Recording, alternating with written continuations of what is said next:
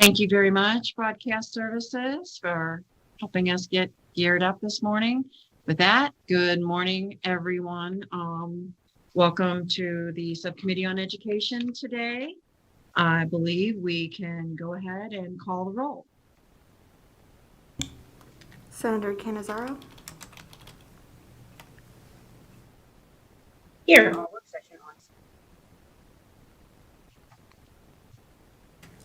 Senator Dondero Loop. Here. Senator Kiekefer. Here. Senator Ratty. Here. Senator Severs Gansert. Here. Assemblywoman Benitez Thompson. Assemblyman Frierson. Here. Assemblywoman Gorlow. Here. Assemblyman Hafen. Here. Assemblywoman Howdigi. Here. Assemblyman Levitt. Here. Assemblyman Roberts. Here. Chair Carlton. And I am here. Thank you very much. So welcome to everyone here today to the K-12 Joint Subcommittee. This is a finance, ways and means type work session. It's not like a normal type work session that you would see in one of the policy committees. This gives us a chance to dig a little bit deeper into a couple of the issues that should have more discussion as we move forward in closing the K-12 budgets. There will be no motions today. There'll be no votes today. This is merely to make sure that we get everything on the record that we want to talk. And I want to make sure that all the members of the committee have as much opportunity as possible to ask questions, because K-12 is in a transition period right now. And we think it would be good to be able to have that conversation amongst the subcommittee. So with that, I'll go ahead and turn it over to staff to begin. Thank you. Thank you, Madam Chair. For the record, Adam Dross with the LCB Fiscal Analysis Division.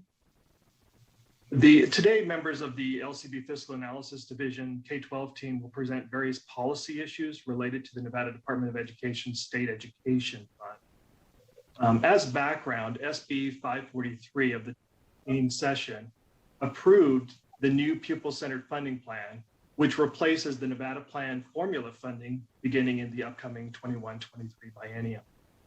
The legislatively approved pupil-centered funding plan requires all state and local funding for K-12 education to be deposited in the State Education Fund for distribution to school districts, charter schools, and university schools for profoundly gifted pupils.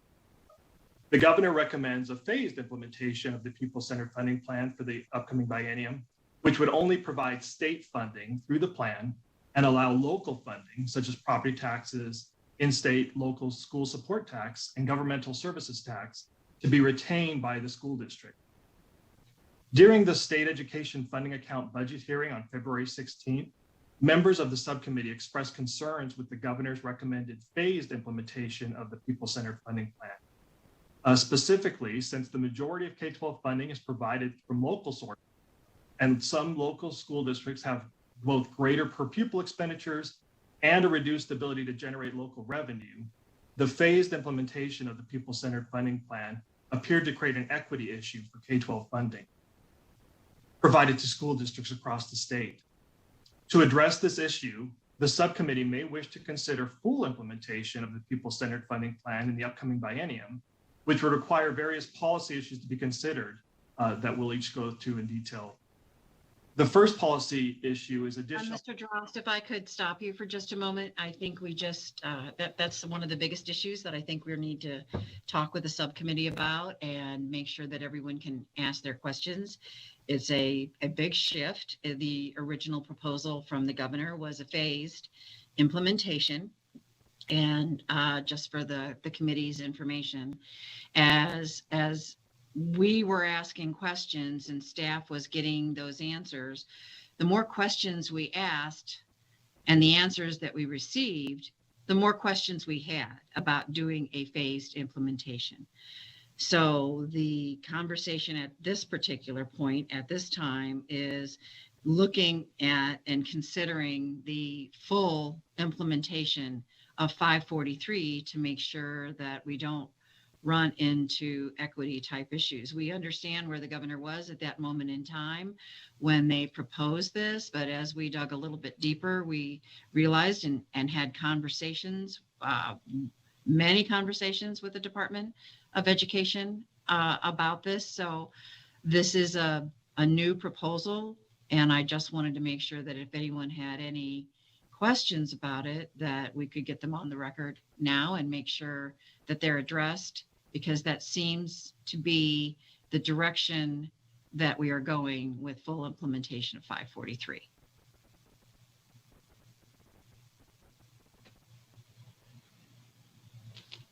Are there any questions from anyone?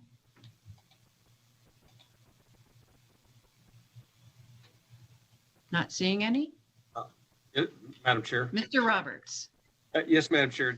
Thank you. And so, and I'm sure you'll get into this later on, but what does full implementation mean? Like, so I know we probably don't have the complete funding to go full forward. So how does that look over the biennium? And that's a question I can't answer right now, Mr. Okay. Roberts. That's something that as we go through this work session document, there are so many decision points that take us down the left side of the road or the right side, and then that takes us to another decision point, and those all build upon each other. So until we work our way through the whole process and make each one of those decision points going forward, the model will not be able to be built to where we can take a look at it and see where we actually are. Unfortunately, because of the pandemic and other issues, the original intent in 543 was to have a model built and run it parallel to the DSA so that we could take a look at it and see where the hiccups might be, because we wanted to make sure we did it right. And former Senator Woodhouse and Senator Dennis worked very hard on that. But that model never really materialized for us. So this allows us to get through decision points so that a model can be run so that we can take a look at it and make sure that we address all the issues. So unfortunately, that's one of those questions that gets asked that we can't quite answer until we get to the end of some of the discussion points. Sorry for being early with the question. No, all right. No, and I want you guys, I want folks to ask questions, because this is an important issue and everything sort of builds on itself. All right, thank you. Thank you. Sure. Senator Kickefer. Thank you. Maybe staff could weigh in as to where we are in terms of getting sort of the local revenue projections that are such a significant part of this funding. And we can talk about the model, but you know, the money that goes into it is primarily, you know, dominated by local funds, or what we used to call local funds. I don't know what we're going to call them anymore. So I'm not sure where we are to understand the sort of distribution once some of these decisions are made. It's going to depend on how much money is in the pot. We don't know that at this point. That's a good question. I'm not sure any of us know yet, but Ms. Kaufman, Mr. Drost, whoever Sure. would like to take that question. Thank you, Madam Chair. For the record, Adam Drost with the Fiscal Analysis Division. Senator, in response to your question, the consensus forecast was developed between the LCB Fiscal Analysis Division and the Governor's Finance Office for those local revenues. That was prepared for consensus forecast for the Governor's recommended budget. And in addition, an update will be provided in May, which could be provided for the full implementation model. Follow-up, Senator?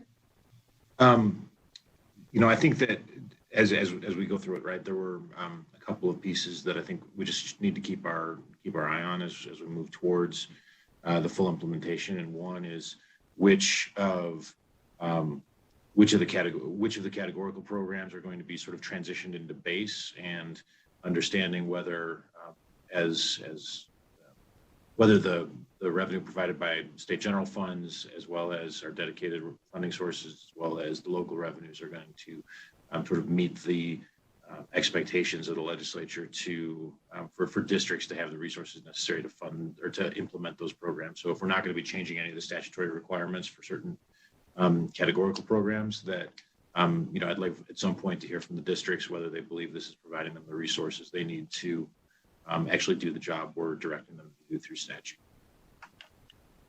And I understand Senator Kieckhofer, and we want to make sure that we get everyone's questions answered. And as we move through each one of these decision points, it leads us to the next one. So we will work our way through all of these, but I just, since full implementation had not been thoroughly discussed, it's just sort of evolved into it. I wanted to make sure everyone had an opportunity to ask questions about that path that we're going down. Senator Ratty? Thank you for the time. And so somewhat building off of Senator Kieckhofer's question, I wanted to just check in with your thinking that as we're moving through this process, I believe that we still could also contemplate if there are statutory changes that strengthen accountability or details about programs that might get lost shifting from one program to another, that is also a possible outcome of this process. I believe that's one of the things that we will have to address as we move through this and make these changes. I believe 543 of the 19th session did a good job for the first time around, but we know as things move forward and we get into actually implementing what was in the bill, that there may have been things that weren't addressed quite as deeply as they could have been. So I'm sure we'll find those along the way and be able to address them as we move through the processing of the bill. Thank you, Madam Chair. And I guess, yes, tweaking the model, but I was actually thinking about some of the accountability for the programs as well. Thank you. I wholeheartedly agree that we want to build in as much accountability as possible. I appreciate it. Thank you. Sure. Are there any other questions? There's a bit of glare on my screen, so if you're asking to be recognized, I might not see you. Please speak up. I don't think I see anyone else wishing to be recognized at this time. So, Mr. Drost, if you'd like to go ahead and continue. Thank you, Madam Chair. So the first policy issue to be discussed is additional revenue for the State Education Fund. Senate Bill 543 of the 2019 legislature identified money from sources of funding provided by law, which must be deposited for credit in the State Education Fund. Although not originally identified in the bill, there are additional revenue sources provided by law, which could be directed to the State Education Fund. And this includes transfers of the unredeemed or uncharged value of expired or abandoned gift certificates, which is currently held by the Abandoned Property Trust Account, and as well as boat registration fees. Provide a little more, 120A.610, and the Educational Trust Account is funded by year-end transfers of the unredeemed or uncharged value of expired or abandoned gift certificates held by the Abandoned Property Trust Account. Pursuant to statute, funding in the Educational Trust Account may be expended for any purpose as authorized by the legislature if it's in session, or for educational purposes by the Interim Finance Committee if the legislature is not in session. In the base budget, the executive budget recommends transfers from unclaimed property of $147,828 in each year of the 21-23 biennium. The governor also recommends expenditures of $14,870 in FY 2022 and $24,870 in FY 2023 in the base budget for the Educational Trust Account. These expenditures include the Teacher of the Year program, which provides registration, travel, and some minor operating costs associated with that program. And that's about $8,095 each year of the biennium. This also includes dues for the Interstate Commission on Educational Opportunity for Military Children, and that totals $6,775 in each of the biennium. Finally, this includes funding for the Parental Involvement Summit in the second year of each biennium, and that totals $10,000 in FY 2023. If the expired or abandoned gift certificate revenue were to be transferred to the State Education Fund, These base budget expenditures recommended by the governor in the educational trust account could continue in the upcoming biennium. To do so, those base budget expenditures could be transferred to various department budgets and funded with general fund appropriations.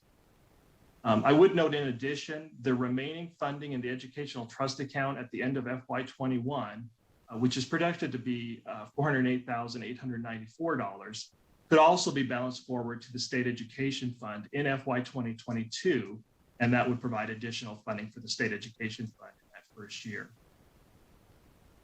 Regarding the second revenue item, this is the boat registration fee revenue that is provided pursuant to NRS 488.075. And this is a portion of the annual boat registration fees paid to the Nevada Department of Wildlife and distributed to school districts. Over the past 3 fiscal years, this revenue has provided an average of $729,325 to school districts. Although SB 543 attempted to place all revenue generated through statutory provisions for the support of K-12 education in the state education fund, it appears this boat registration fee revenue was overlooked. Therefore, this revenue could be redirected to the state education fund as an additional funding source beginning in the 2021-23 biennium. So a decision to be made when closing this budget is whether to approve additional revenue to the state education fund by redirecting the transfers of unredeemed or uncharged value of expired or abandoned gift certificates, as well as the boat registration fee revenue to the state education fund. Thank you, Madam Chair. And thank you very much, Mr. Dross. So we'll open it up for conversation from the committee. Are there any questions? Madam Chair? Senator Kiefer. Yeah, just do the districts have, I mean, do they use these boat registration fees for a specific purpose? Do they go into a specific account for the districts, or are they in their general funds?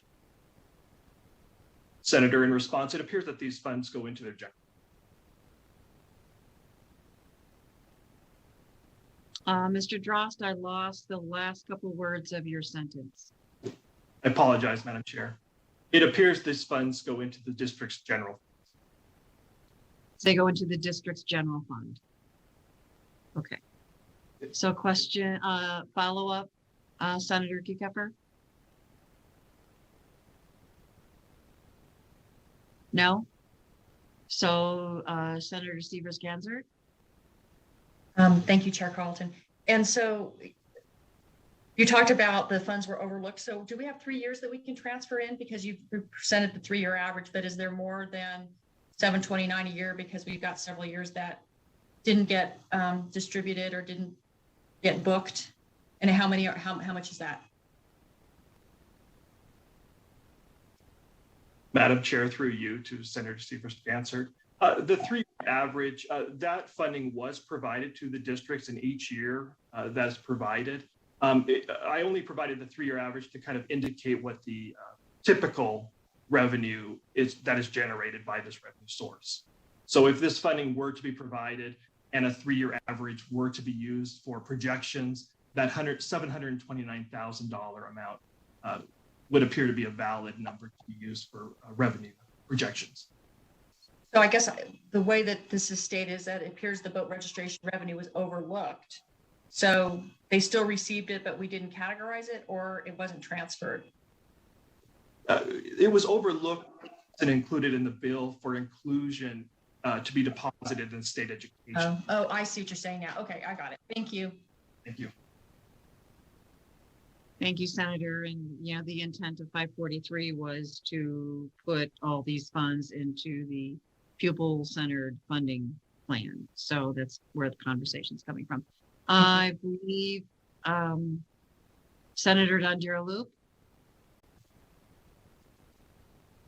Thank you very much. I just have a point of clarification. When you said that these funds are put in the general fund, does that mean even though they could be earmarked for something, they are not?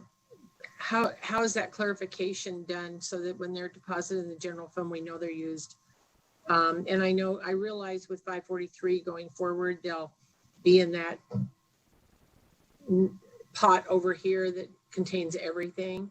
But how do we know that they're used for certain things? I would say that if it's deposited in the district's general fund, it can be used for unrestricted purposes by the district. So I'm not certain if any districts use it for something in, restricted purposes, but it appears that they're just placed in their general fund and used for unrestricted purposes. So they could be using it for a power bill, a teacher paycheck, student curriculum needs. They could be using it for anything. Is that correct? Correct. Their general funds are used for all of their operating expenditures, so that can be used for any purpose. Okay, thank you. Other questions? I believe Mr. Roberts, did you have a question? Yeah, thank you, Madam Chair. And it was just to confirm that, so the boat registration fees from wherever the boat is registered goes to that county, correct? Is that the way I understand this? That appears to be correct. All 17 districts were receiving this. Thank you. Thank you, Madam Chair. You're welcome, Mr. Roberts. Other questions from other committee members at this time? So the decision point that'll be made in the future is with the philosophy of 543, with funds going into the pupil-centered funding plan, should these dollars go into the funding plan? So is there any conversation along that line? I believe the intent was for this money to go there. It might have been overlooked, but we don't know. So are there any comments or questions from the committee moving forward on that? Like, the idea is to figure out where we are and moving forward.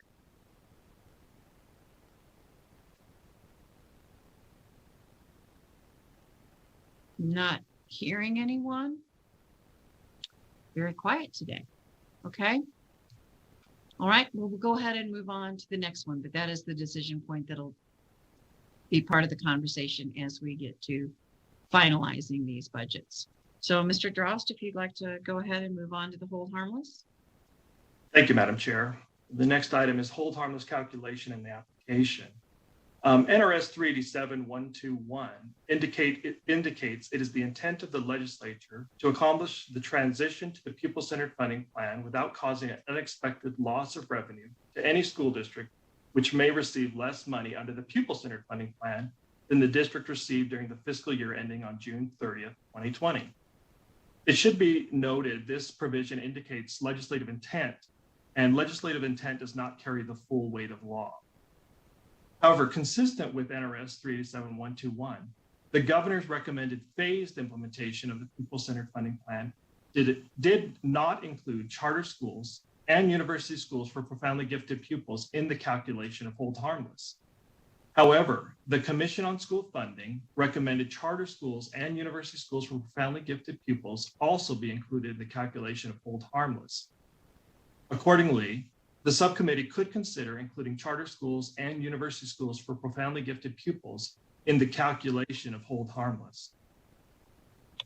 For some additional background, the 2019 legislature, when approving SB 543, indicated its intent that hold harmless was to be based on amounts provided in fiscal year 2020. However, the COVID-19 pandemic forced many areas of the economy to shut down in FY 2020.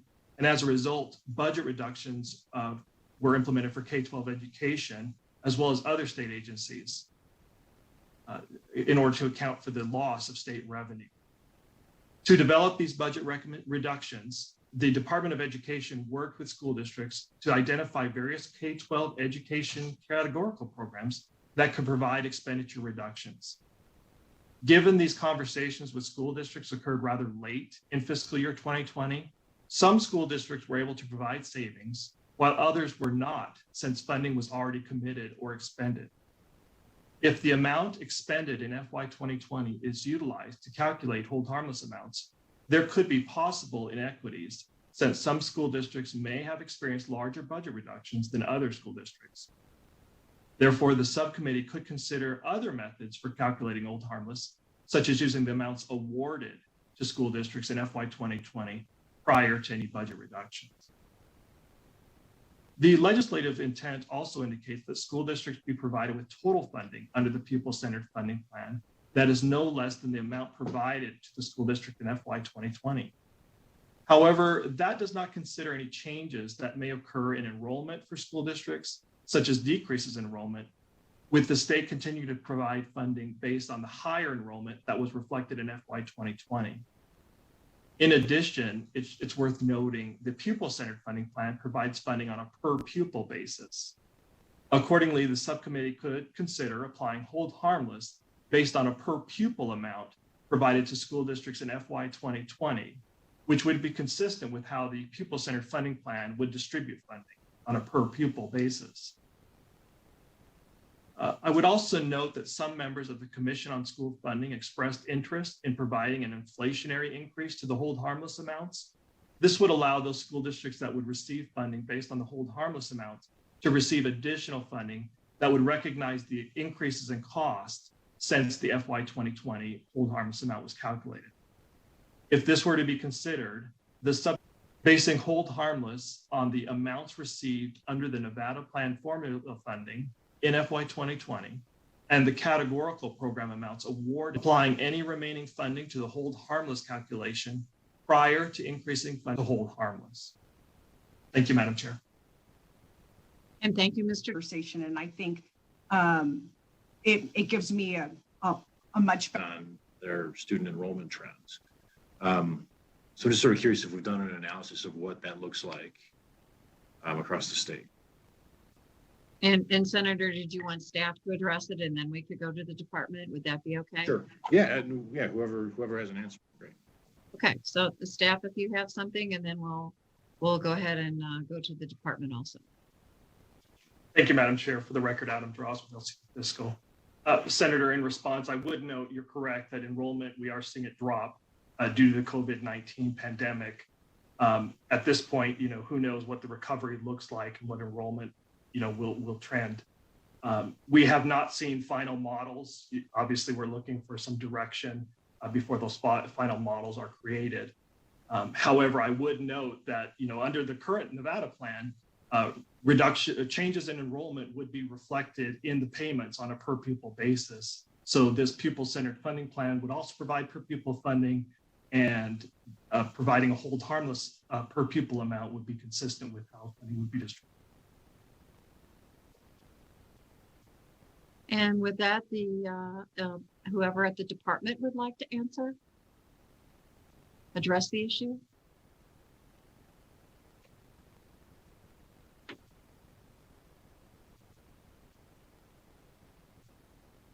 I do not hear anything. I see a box highlighted, but I believe you're still muted. Can you hear me now? Yes, we have you, Superintendent. Okay. Please, thank you. Thank you, Chair Carlton. For the record, State Superintendent Joan Ebert, Mr. Drost was spot on with the fluctuation of student enrollment during this pandemic.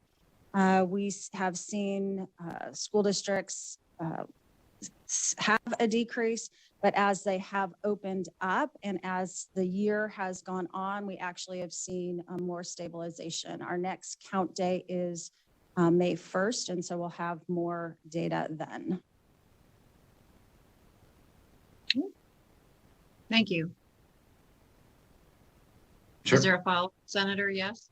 Well, I think it's, I think it's particularly interesting when we start talking about charter schools, right? Because there are some charters, for example, that maybe they opened in 2020 and under their charter agreement, they open with, K through 5, and then they're contractually obligated to start adding classes, right? So they could see, per pupil, they could see their population growth spike over the past couple of years due to their contractual obligations with the state to add classes.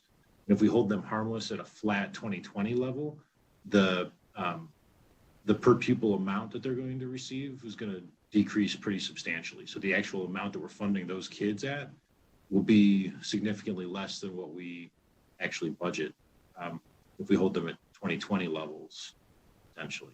And I guess I'm a little confused, Senator, because if the funding follows the pupil and they have more pupils, they would be getting more money. So am I not understanding your question or your concern? Well, if we look at if they're in a hold harmless scenario, then let me rethink about it. Hold harmless to me sets a floor. They can always go up, but they won't lose. So this is more about setting the floor in my mind that I may just be missing the mark with you. I apologize. Yeah, let me work If on. I I'm sorry. Superintendent Ebert, were you trying to? No, this is Julie Waller.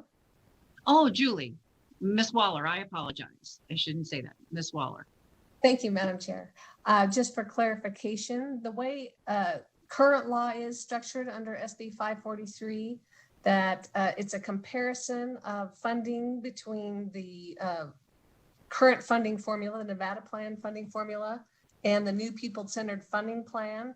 And whichever is higher, then that's what the school district or charter school would receive. However, Senator Kiekefer is correct that under the current structure, where it would be based on a total funding level at the 2020 level, and if they were on a hold harmless, if they would receive less money under the people-centered funding plan, which would mean they would be on the hold harmless provision, that if they did have growth, that they would essentially receive a less funding per pupil, because it would be based on a total pot of money as opposed to a per pupil rate. And that's one of the decision points here, is whether or not the committees wish to provide that hold harmless on a per pupil rate, compare the rate from the 2020 to the rate under the new people-centered funding plan.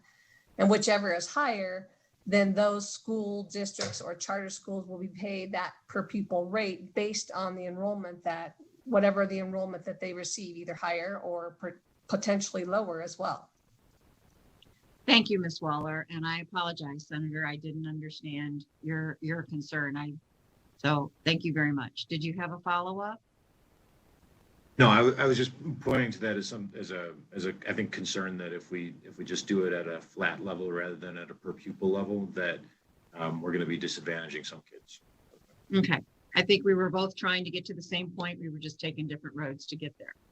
So Charter school, regardless of the change in their enrollment, upward or downward. I apologize, Senator Don Darrell Loop. I lost you for just a little bit, and I want to make sure that I thoroughly understand the direction that you're coming from. So are the concerns about the dollars following the pupil through the funding plan having a possible adverse effect on some of the districts, even with the hold harmless component? I just feel like, while I appreciate what Senator Kiekefer is saying, that if a charter has contractually said they're going to add fourth and fifth grade, now they're going to have more students. I also am looking at the other side, where you may have a school district that has lost students, and now their funding, they're eventually going to have less if they've lost students. And also on top of that, I feel like we may, as a school district, meaning the county school districts in general, not just Clark County, everyone in the state may actually get students back, because I personally know parents who have taken their kids out, put them in private school during this pandemic because they want them in school and they have no intentions of leaving them there. And then they're going to put them back in public schools. So I think there's just some fluctuation that's going to go on. And I think that when we do 543, I think that the school districts and charter schools will be funded appropriately. I hope that made sense, Chair Carlton. Thank you. Thank you very much. I just wanted to make sure that I understood. As I said, I lost you for just a bit there. Technology is great until it's not. Senator Ratty? Thank you, Madam Chair. So I think this is one of the more complicated parts of SB 543. So I just want to make sure that I'm understanding something. So if we just go back to the main philosophical premise of the bill, which I believe is that some children are more expensive to educate than other children, then we know that what we are trying to do, and I think we should be transparent about, is make sure that the schools, whether it's a charter school or a public or a traditional school, I'm not on the education committee, I don't know what words you use to but generally if it's a charter school or if it's a traditional school, the intent of the bill is they're going to get more money or less money depending on the makeup of their school population.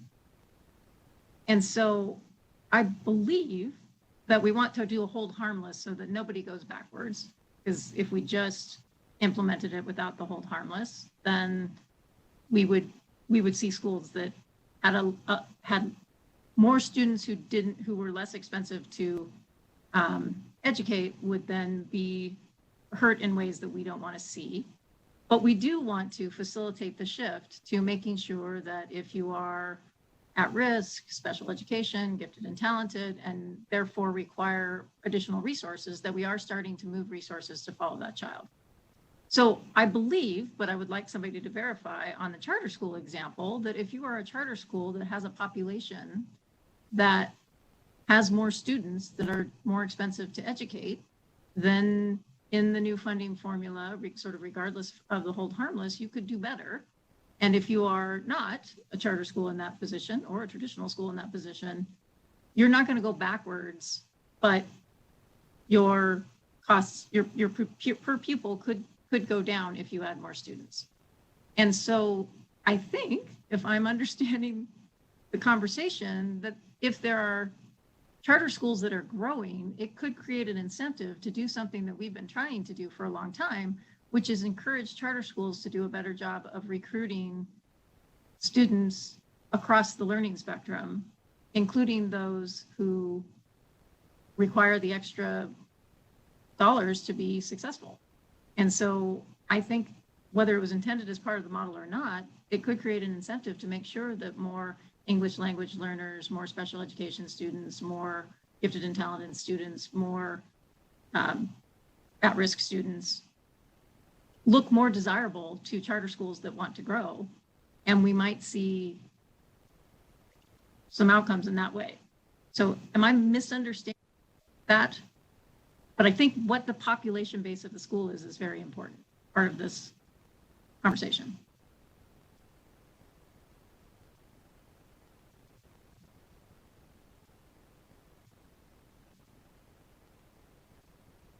Senator, in response, I would note, yes, based on the proposal or the suggestion that's before you, if they did calculate it on a per pupil basis, that would take into account those changes in enrollment. So if their enrollment increased, they would be based on that per pupil. They would benefit, and it would not be, as it were, diluted if only a single pot of money were to be provided to those districts or charter schools with increasing enrollment. We'd have to see the model to kind of see, to follow along the logic related to those weights, because obviously it's going to look at which is higher, your amount that you would receive under the pupil-centered funding plan or the amount that you received on a per pupil basis in FY 2020. Thank you.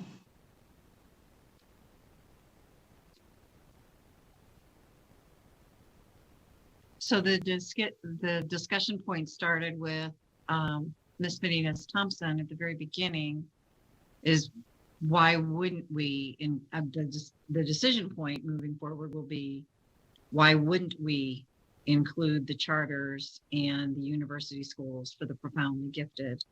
So that ultimately, a lot of great questions and conversation, but that's the decision point that we're working towards. So Senator Severs-Gansert. Thank you, Chair Carlton. And I appreciate where we started out with someone Benitez Thompson's comments, and also they ask the request for information about the enrollment, because I think what may have happened is that there's been a shift from some of the traditional public schools into charter schools, plus some charter schools had requirements that they needed to add grades or needed to add students. And so my understanding from what Ms. Waller said is that currently the hold harmless is a flat amount. It's whatever you got before. If you got $100,000, you get $100,000. And I think part of what we need to consider is that $100,000 isn't as meaningful as if your enrollment has gone up. And so that the hold harmless potentially for schools where enrollment has gone down could be that flat amount. But if enrollment has gone up, that needs to be considered, or else you're going to get substantially less per student. The per pupil funding will be less if enrollment's gone up and you're still receiving the same flat amount. So I think we need to make sure and consider the charters and the gifted and talented school to be to make sure they have at least the same amount per pupil as the other schools. So again, if enrollment has gone down or is flat, a certain amount, say the $100,000 would be appropriate. But if you have increased your enrollment, I think their hold harmless should really reflect the pupil-centered amount, so the money is following those students, because all the schools have overhead and the districts have overhead, so we need to make sure that we help them cover those costs. But when you look at a charter school, their budgets are significantly lower, and so when you have more students and a flat amount based on a lower enrollment from prior years, they could really get hurt on this. And so I want to make sure that we're adequately funding the schools that have grown, which likely could be some of the charter schools. Thank you. Thank you, Senator. So with that, I believe I have Ms. Benitez Thompson, and then I'll go back to, and then I have Mr. Hafen afterwards. So, and then Senator, I'll come back to you after I get some of the other folks. Ms. Benitez Thompson. I appreciate that, Madam Chair. I appreciate a chance to talk a second time. I'm looking again at the decisions to be made at closing, and I think that there are two other decision points in here that are going to be important, and I think will allow us to, I think we're hearing a lot of concerns about where amounts will fall, but we always remember that even under the Nevada plan, we never guarantee or promise future funding, right? It's always based on, that's just the same concerns about overhead we hear those all the time, but I do think that there's a couple pieces in here that will help kind of as we set this up. So I'm looking at the decision point on the last two bullets, providing an inflationary increase to hold harmless. So I think this is going to make a lot of sense because it's going to give us a little bit of a buffer there. And then also applying any remaining funding to the hold harmless calculations prior to increasing funding for the weighted funding. And that makes sense too, because that gives us another point where we can assess and see how things are looking. So I see this as giving a lot of consideration to the hold harmless. I think I see this conversation as giving a lot of consideration to the footing and the foundation for which we start at. And so I think that if we look at them as a package, we end up in a good place. Although I would say that we do want to make sure that we're starting that calculation off on that per pupil. But when I look at this as an aggregate, I feel like we are starting our spirit. Okay, thank you, Ms. Benitez Thompson. And I think the conversation about the inflationary increase was further down the list, but they all fit together. So I appreciate you wrapping all the pieces of the puzzle back into one conversation. Mr. Hafen, did you have a question or comment? Yes, Madam Chair. I have a question, again, regarding the floor of the hold harmless. When it comes to some of the rural counties, we're starting to see some pretty big growth in up north here in Story, and then down south in Nye. With that population growth, Are they going to see an increase in the per pupil? Or are they going to be stuck at that hold harmless level until the funding formula, I don't know the correct terminology, I apologize, spreads out?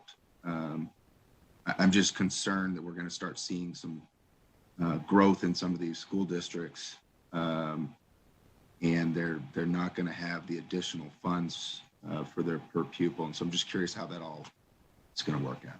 Thank you, Madam Chair. You're welcome, Mr. Hayford. Thank you for the question. So, Mr. Drost? Thank you, Madam Chair. Assemblyman Hafen, in response, I would just indicate that the suggestion before you is to look at the per pupil amount that was provided in FY 2020 based on the awarded amounts, calculate as well as the Nevada Plan funding formula that was provided to the school districts and charter schools. Compare that to their number of pupils in FY 2020 to come up with that FY 2020 per pupil hold harmless amount. The idea would then be to run the model based on the projections for those districts and compare what their per pupil would be under the model, under the pupil-centered funding plan, as well as the FY 2020 per pupil hold harmless amount. And the district would receive the greater amount. So it would kind of be various scenarios would have to be considered, but it would be a comparison of the two and provide them with the higher amount. I'll follow up, Mr. Hafen. Yes, thank you, Madam Chair. So if I understand correctly, the hold harmless will be on a per pupil basis. So if there is growth, their hold harmless would continue to grow with the student population increase. Is that correct? As the suggestion is before you, it is calculating a hold harmless amount on a per pupil basis. So as their enrollment increased, the hold harmless amount that was based on the FY 2020 per pupil hold harmless amount would be applied to that growing enrollment. And again, that would be compared against the pupil-centered funding model to see which is greater. Thank you. And thank you, Madam Chair. You're welcome, Mr. Hafen. So other committee members at this time. Senator, I'll come back to you. And then I would like to give an opportunity to the department to weigh in on this also. So Senator, go ahead, and then I'll be going to the superintendent afterwards. That's a perfect segue to what I was going to ask. So I think these are psychic on Zoom. How about that? Exactly.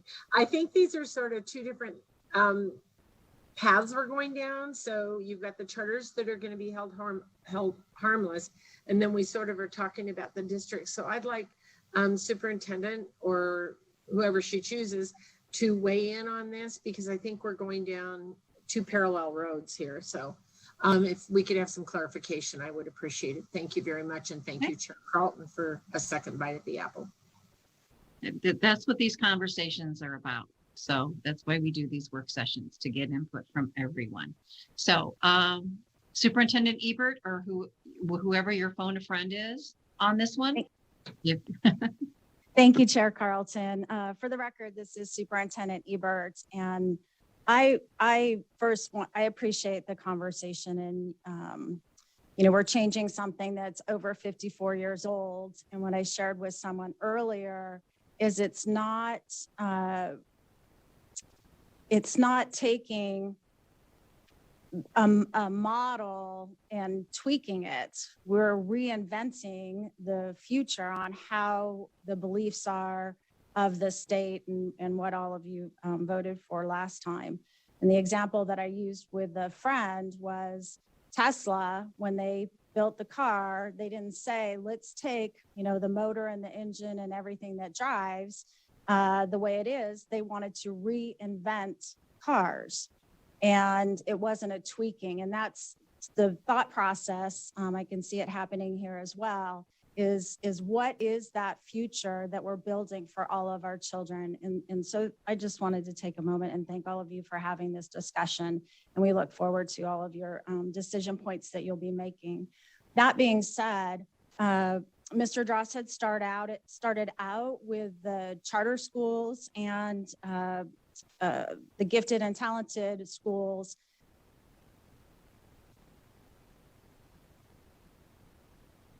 per I whole believe we lost you for a moment. Thank you.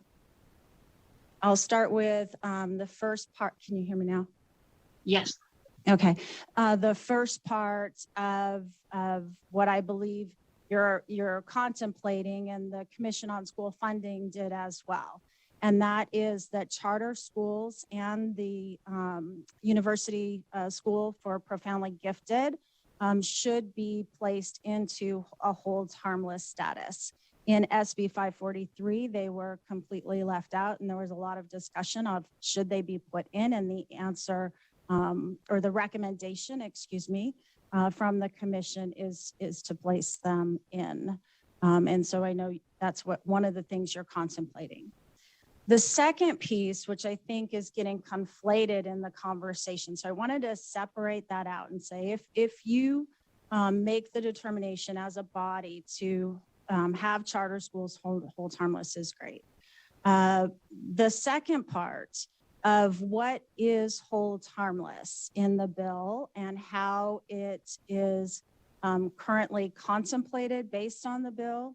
And again, fully understand that you may make a different determination, and that's why you're the elected officials. But it's our role to provide you with the best information to make those decisions. So what I'd like to start with is that the pupil-centered funding plan is exactly that. It is pupil-centered. And I heard many of the senators and assembly people talk about exactly that, the pupil-centered. And so when the formula runs, it takes into consideration and calculates the base after you take all of the revenue. That is a massive shift as well. It's based on revenue, taking that revenue in, funding the department, funding school operations, so transportation and food service, and then going to the base funding for our students across the state. So that right there, you can see some, parallels of base funding within the Nevada plan, the past, and now the pupil-centered funding plan. So we have a base. Where the shift then comes in are the weights and identifying, we know that our children are capable of earning a diploma and that some children need additional resources to get to that diploma so they can be productive citizens. And so we have the ELL weights, we have our students that are differently abled, gifted and talented, as well as our ELL students. And so then those dollars flow through the formula and creates a weight. Then every single school district, we've identified now the funding per child. So there is a per student funding that is created based on the identification of the child's needs. So that is across the entire state of Nevada. All 17 school districts are state public charter schools and our charter schools that are within school districts. That is determined there. So now you have a list to look at and how the districts and charter schools should be funded based on that methodology. When you compare now, because you've now driven an equity formula, right? You're not, it's not an equal formula. You're not saying every single child receives a certain amount of money. You're saying every single child receives what they need to get across and earn a diploma. When you compare that new run with FY20, in most instances, there's a difference. And when you look at that difference, there are school districts in our state which may, if we just said, you know what, we're not doing a hold harmless, we're implementing this completely, they would receive fewer dollars. There are other districts that would receive more dollars because now you're basing it on a per pupil and what the children look like. You, the legislature, the governor had signed in before, as we transition, and it's going to be a transition, it's not a forever, And that unfortunately has happened across the United States, where they had made a determination that they would move to an equity formula, but they kept hold harmless in forever. And so those children that they identified that needed those extra dollars are still not receiving because they wanted to keep everyone hold harmless for a very long time.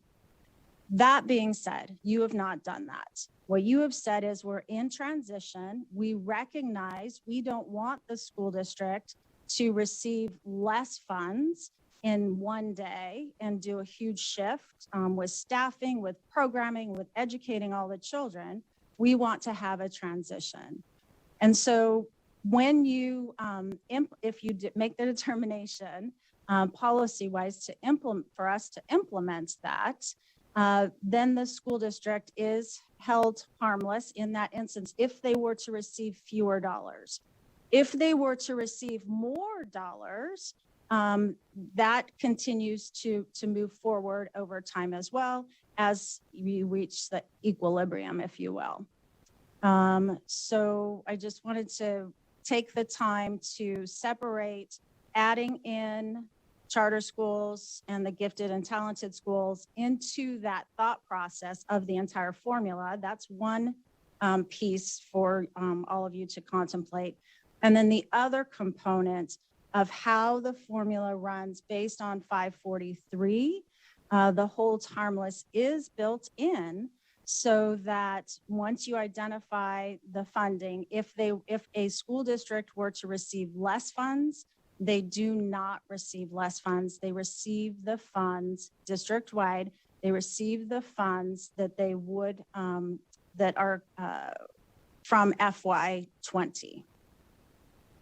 So hopefully that helped in the conversation. Thank you for the time.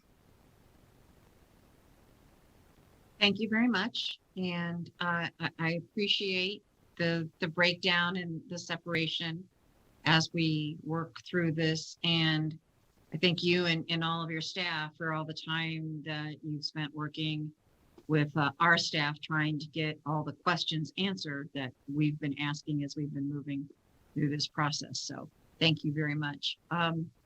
With that, committee members, are there, Mr. Roberts, did you have another question? Thank you, Madam Chair. And it was actually a follow-up to Superintendent Ebert's explanation, which I believe she did a very good job. And so my question would be, is the hold harmless in perpetuity? So, you know, and unlikely scenario, but even whether it's charter school or school district, let's say you have a school district that just, or a county that their per pupil enrollment goes down to nothing. Let's say it's a ghost town in the making, per se. They would continue to get their 2020 funding forever. Madam Chair, would you like me to? I'll have the superintendent answer, but then we'll go to staff also to make sure that. I will wait to be called upon next time. Thank you. I apologize. So if the enrollment declines for two or more years, the legislature then will determine the method to mitigate those financial effects. So the mitigation may include funding based on an average enrollment over a 3-year time period, which is what we currently do with the Nevada plan. Thank you very much for that answer, and that makes it clear for me. Thank you, Madam Chair. And Mr. Dross, did you have anything to add? I don't believe so, Madam Chair. Thank you. Thank you. Right. Other committee members at this time? Senator Ratty, did you wish to be recognized? Thank you. I wasn't sure if the superintendent answered the first part of the question, which is the hold harmless in perpetuity? Does SB 543, based on what the superintendent said about other states locking it in forever, in our version, do we lock it in forever, or is there a point in time where the hold harmless goes away? Mr. Drost? My members of LCB K-12 team can correct me, but as I read SB 543, it appears that comparison against FY 2020 continues. So the model future biennium would be compared to see as additional funds provided for the pupil funding plan, that school districts maintain that hold harmless in the future. Okay. And then if we were to add inflation to that, we would be sort of building on that in perpetuity. It would be reflecting the increased cost from FY 2020 by adding that inflationary increase for the hold harmless. Okay. Thank you. That's helpful clarification for me. Madam Chair, this is Julie Waller. Ms. Waller, please. Thank you. So in response to, is it ongoing? It depends on the comparison of the 2020 funding level with what the new pupil-centered funding plan model is, if whichever is higher. So if you have the current SB 543 hold harmless, which is a flat amount, if you have a district that perhaps has declining enrollment or just maintains that enrollment, they can be on the hold harmless for several years until such time as the pupil-centered funding plan would provide a higher amount for that district. Again, the difference in having a flat amount is the rate on which you pay a student, a school for that student. If enrollment is growing in either a school district school or a charter school, and you have a flat hold harmless rate amount, and that is higher than what you would get from the pupil-centered funding plan, your rate per pupil will be less than it was in 2020. And conversely, if you have a decline in enrollment from the 2020, you would be getting a rate that's higher than your 2020 per pupil funding. So that's where the distinction is that your rate would not be the same using a flat amount because your enrollment is the variable. Whereas if you calculate a 2020 rate, you're going to use that 2020 rate, and then you're going to adjust the actual total payment based on what your enrollment does over the subsequent years. Thank you, Ms. Waller. I appreciate the clarification. My question actually was more to, regardless of if we choose to go with the base total school amount or the per pupil amount, if the hold harmless would still be in the law in perpetuity, or if we sunset it at some point in the legislation. So that's kind of my main question. I think I understand, if I'm following your line of thinking, that at some point those schools, regardless of which way we go, will climb out of hold harmless because the model will have fulfilled itself and they are no longer subject to hold harmless. But if they are still subject to hold harmless, because again, whether we choose base school or per pupil, they would still be getting less. That hold harmless would be there in perpetuity. Julie Waller, for the record, in response to your question, you're correct. At this time, there is no time frame included in when SB 543 was passed. There is no time frame. That could be a decision point that the money committees may wish to consider. Again, the purpose of a hold harmless is to phase into transition to a new funding formula, to adjust and provide time to adjust to a new cost, to a new funding structure. So that certainly could be a consideration by the money committees as well.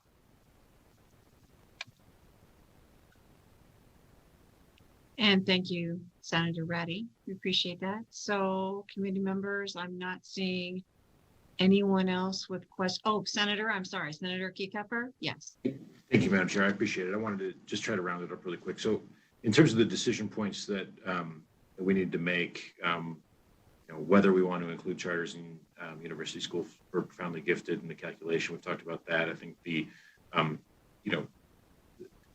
whether we want to include the 2020 calculation prior to any budget reductions, we haven't really talked about that, but I think it would generally make sense from my perspective. This issue of whether it's a gross amount or a per pupil amount, we clearly talked about.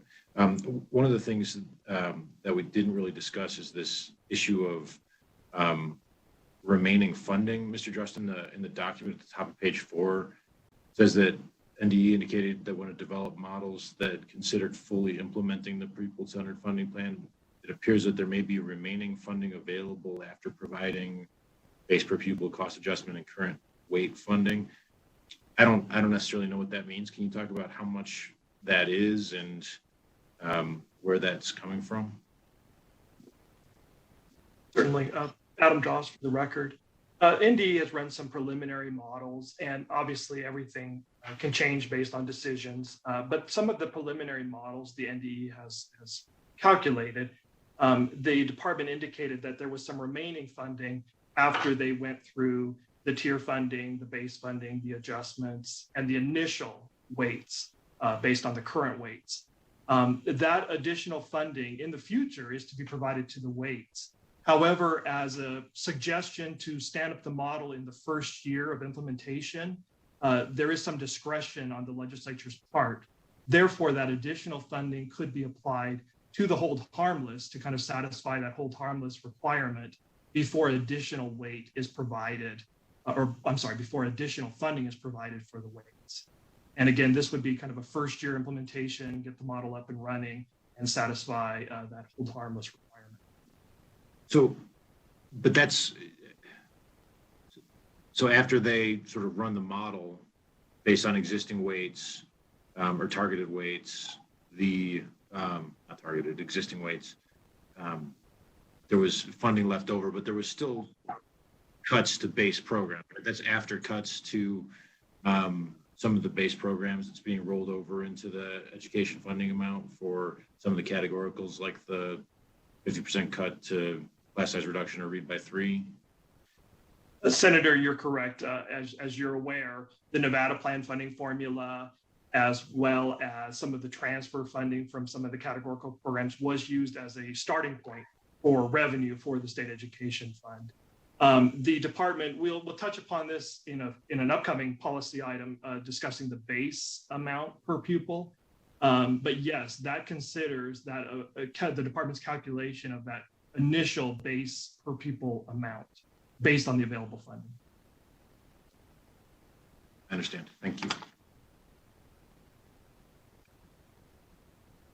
Okay. Thank you, Senator, for the question. Committee members, any other questions on these particular items? Not seeing any. I believe we can go ahead and move on then to, I believe our next topic of discussion would be the transportation funding. That's correct, Madam Chair. For the record, my name is Jane Marie Mangoba from the LCB Fiscal Analysis Division, and I'll discuss the decision points for subcommittee's consideration at closing that's related to transportation funding, which you can find on page 4 of your packet. So existing law, NRS 387.1214 subsection 2B, requires an amount be provided to each school district as determined to be sufficient by the legislature to provide food services and transportation for pupils. The governor's recommended phase implementation does not address this funding and recommends food and nutrition services to be funded entirely by the individual school districts with their local funding. In follow-up communication with fiscal staff, if the pupil-centered funding plan were fully implemented, the department indicates it would budget for transportation costs by using a 4-year average of actual cost reported by school districts, adjusted by an annual 2.5% increase for inflation and projected enrollment growth, which is consistent with the equity allocation model under the existing Nevada plan formula funding. However, it is unclear why an annual 2.5% inflationary increase would continue to be used when a consumer price index is already being used for other calculation in the pupil-centered funding plan. In addition, it is unclear how the department would distribute transportation funding to school districts under the pupil-centered funding plan. To address this issue, the subcommittee could consider calculating the budget for transportation funding in a number of ways, and staff had provided 3 options. The first one is basing the budget on a 4-year average of actual cost reported by school districts, increased by the consumer price index to account for inflation, and increased based on projected enrollment. This methodology is similar to the methodology that the department is currently using. However, it's not going to use the standard inflationary index of 2.5%, but instead use the CPI that's currently provided for in SB 543. The second option is basing the budget on a 4-year average of actual costs reported by school districts without any inflationary or enrollment decreases. The third option is basing the budget on the actual cost reported by school districts in fiscal year 20. However, that amount could have been affected by the COVID-19 pandemic. Once the budgeted amount is determined, the subcommittee will also need to determine how these funding should be distributed to the school districts. And the subcommittee may consider allocating the funding back to the school districts based on the budgeted amount. This approach could be used in the 2021-23 biennium to allow the funding model to be initially implemented, with the subcommittee possibly directing the Commission on School Funding to develop recommendations for transportation funding and distribution over the 2021-22 interim. Another decision point for the subcommittee's consideration during closing is the transportation for a pupil from an Indian reservation that is located in 2 or more counties to attend the school nearest the pupil's residence. The governor's recommended budget retained this funding in the distributive school account as a categorical program in each year of the 2021-23 biennium. The subcommittee could consider allowing this funding to be provided from the state education fund through the transportation budget directly to the school district where the pupil attends, and allow the school district to reimburse the pupil's school district of residence for these transportation costs. So the decision to be made at closing is whether to approve the budget for transportation funding, including an inflation factor that will be provided to school districts in each year of the 2021-23 biennium. The subcommittee will also need to determine how this funding will be distributed under the new pupil-centered funding plan, if any changes should be made to the governor's recommendation for transportation costs for pupils from Indian reservations. Thank you very much. So committee members, I guess I just want to make sure that we're clear, and I'm a little lost on the 2.5% because the inflation that came, the 2.5% proposal, where did that actually come from?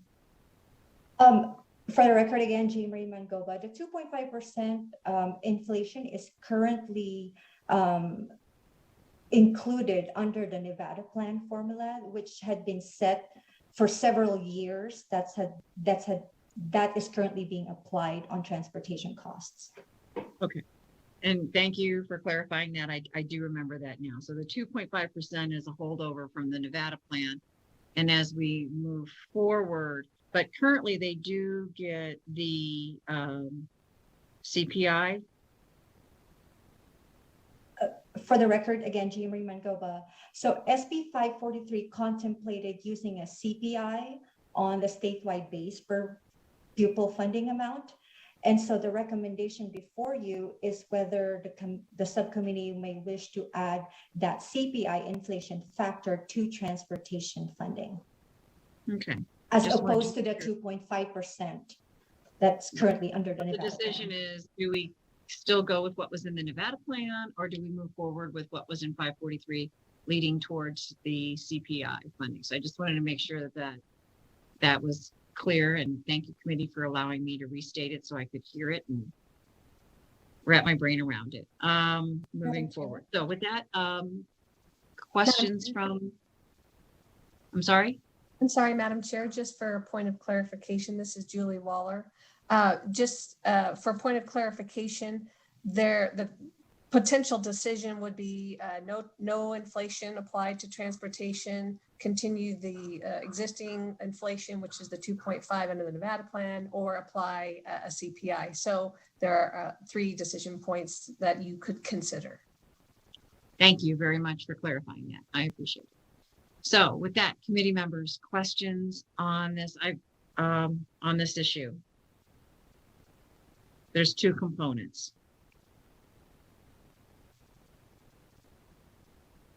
Madam Mr. Chair, Roberts?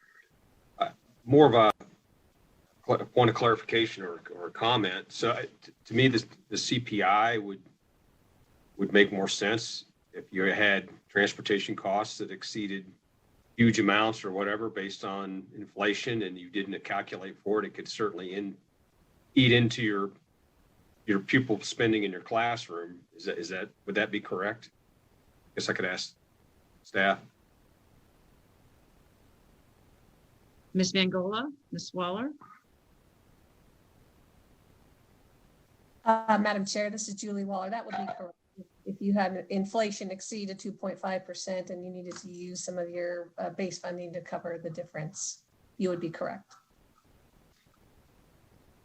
And just to follow up, Madam Chair, so if you based it on a consumer price index and you had less than 2.5% inflation, right, then it would be a better calculation for what you're spending in the classroom, right? It can go down too, right, below 2.5%.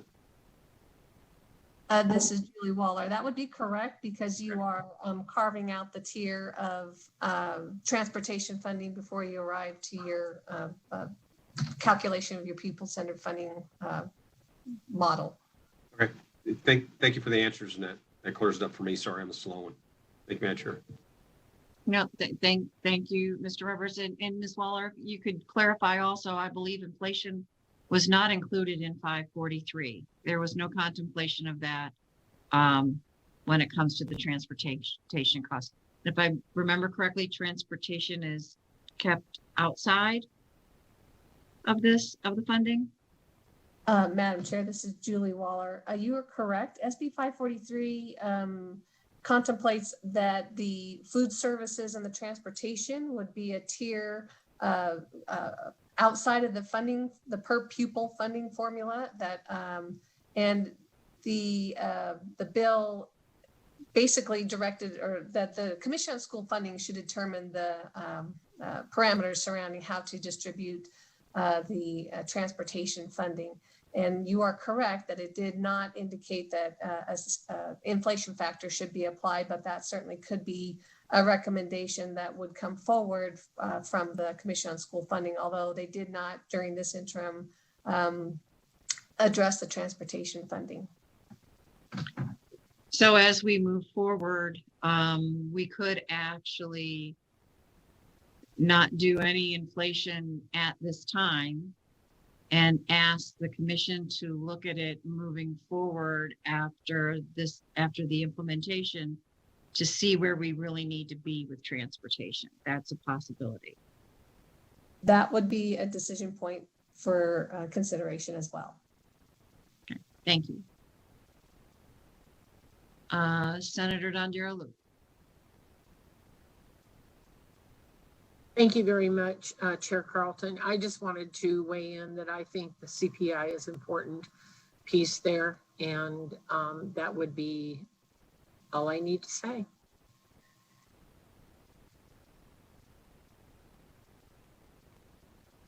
Okay.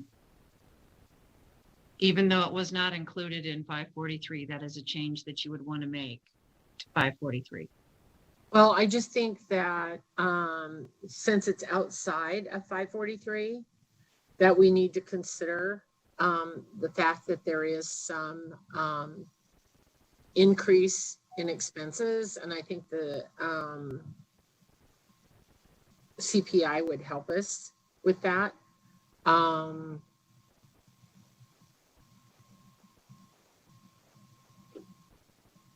don't Okay. know.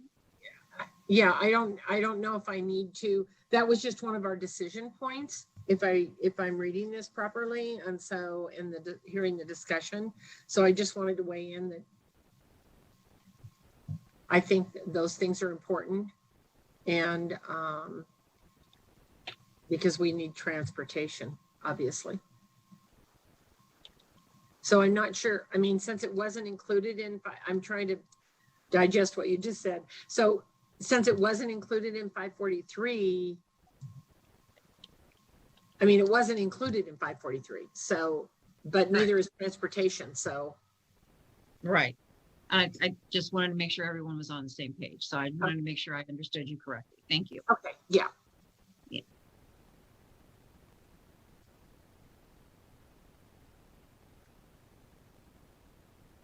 So I guess my question then would be, conversely, if you did include any type of inflation or CPI, what would the adverse effect be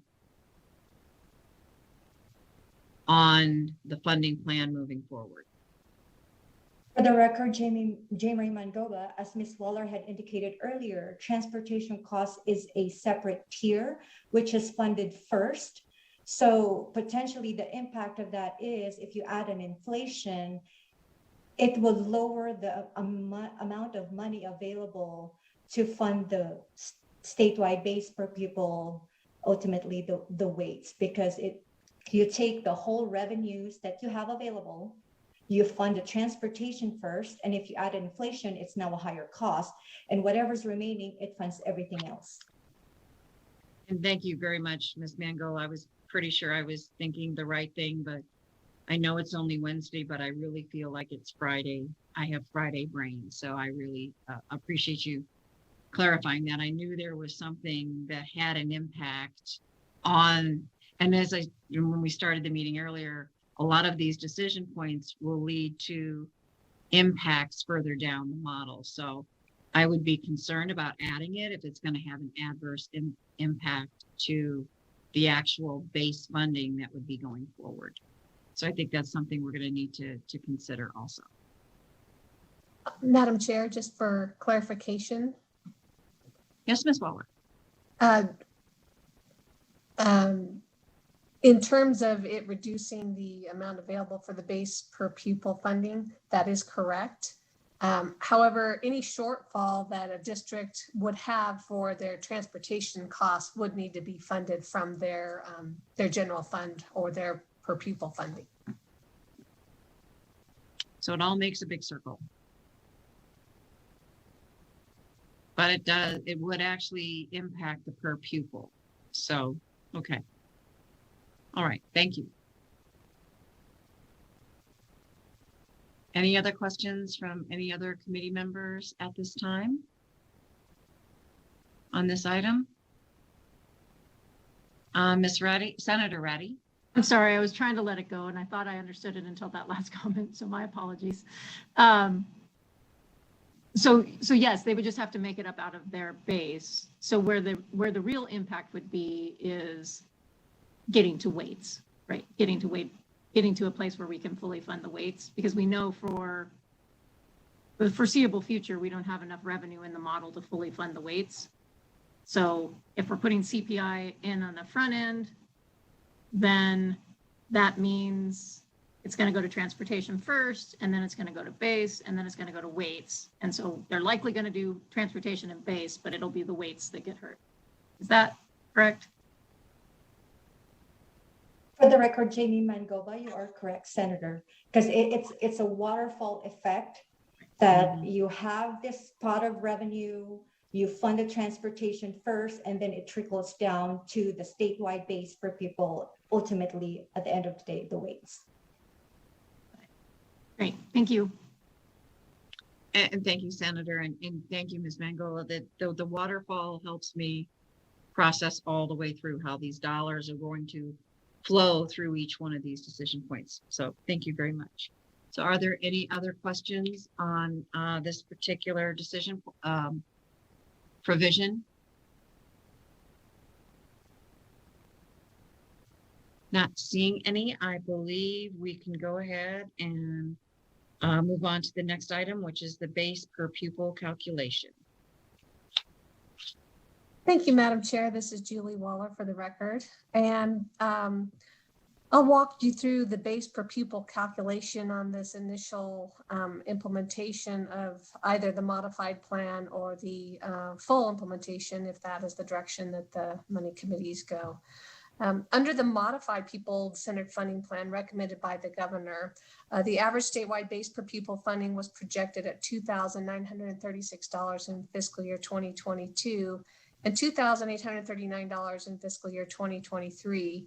These are the statewide base, which excludes the cost adjustment factors or the weighted funding. And as you recall, under the modified pupil-centered funding plan, this represents only the state funding. It does not include the local dollars such as the LSST, property tax, and various others. This amount was these amounts were calculated by taking the fiscal year 2021 average statewide base per pupil amount of the state dollars only of $2,918 and applying a CPI factor. This percentage change that was applied in the governor's recommended budget was a change from June 2019 to June 2020. If the pupil-centered funding plan were to be implemented, the department indicates it would calculate the FY 2021 average statewide base per pupil by determining the amount that would maintain the 2020 weighted funding levels. The department indicates this process would be used as a starting point to initially implement the model in FY 2022. Then going forward, the provisions of SB 543 would kick in on how the base is calculated, but it's just this first year of implementation of the model where there's some discretion because the bill did not identify how that was to be determined. As a starting point for its draft model of a full implementation of the pupil-centered funding plan, the department calculated the 2021 average statewide base per pupil amount as $6,835. The department indicates this amount was determined since it provides the approximate weights that were provided in fiscal year 2020 based on actual weighted funding expended and the enrollment for the weighted categories in that fiscal year. And I would also note that this amount, the $6,835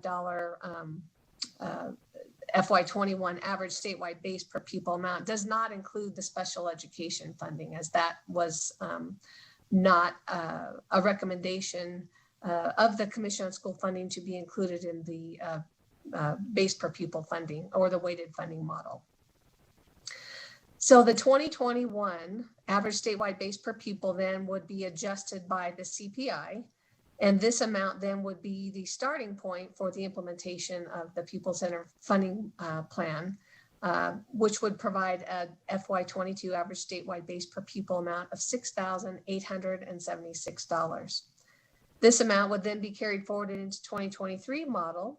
And then again, they would go through the process of applying the enrollment growth as well as the CPI factor to determine what the new adjusted statewide base per pupil would be for FY 2023. And again, this would just be the process going forward as in the first year of the implementation of either the modified or the full implementation of the pupil-centered funding plan.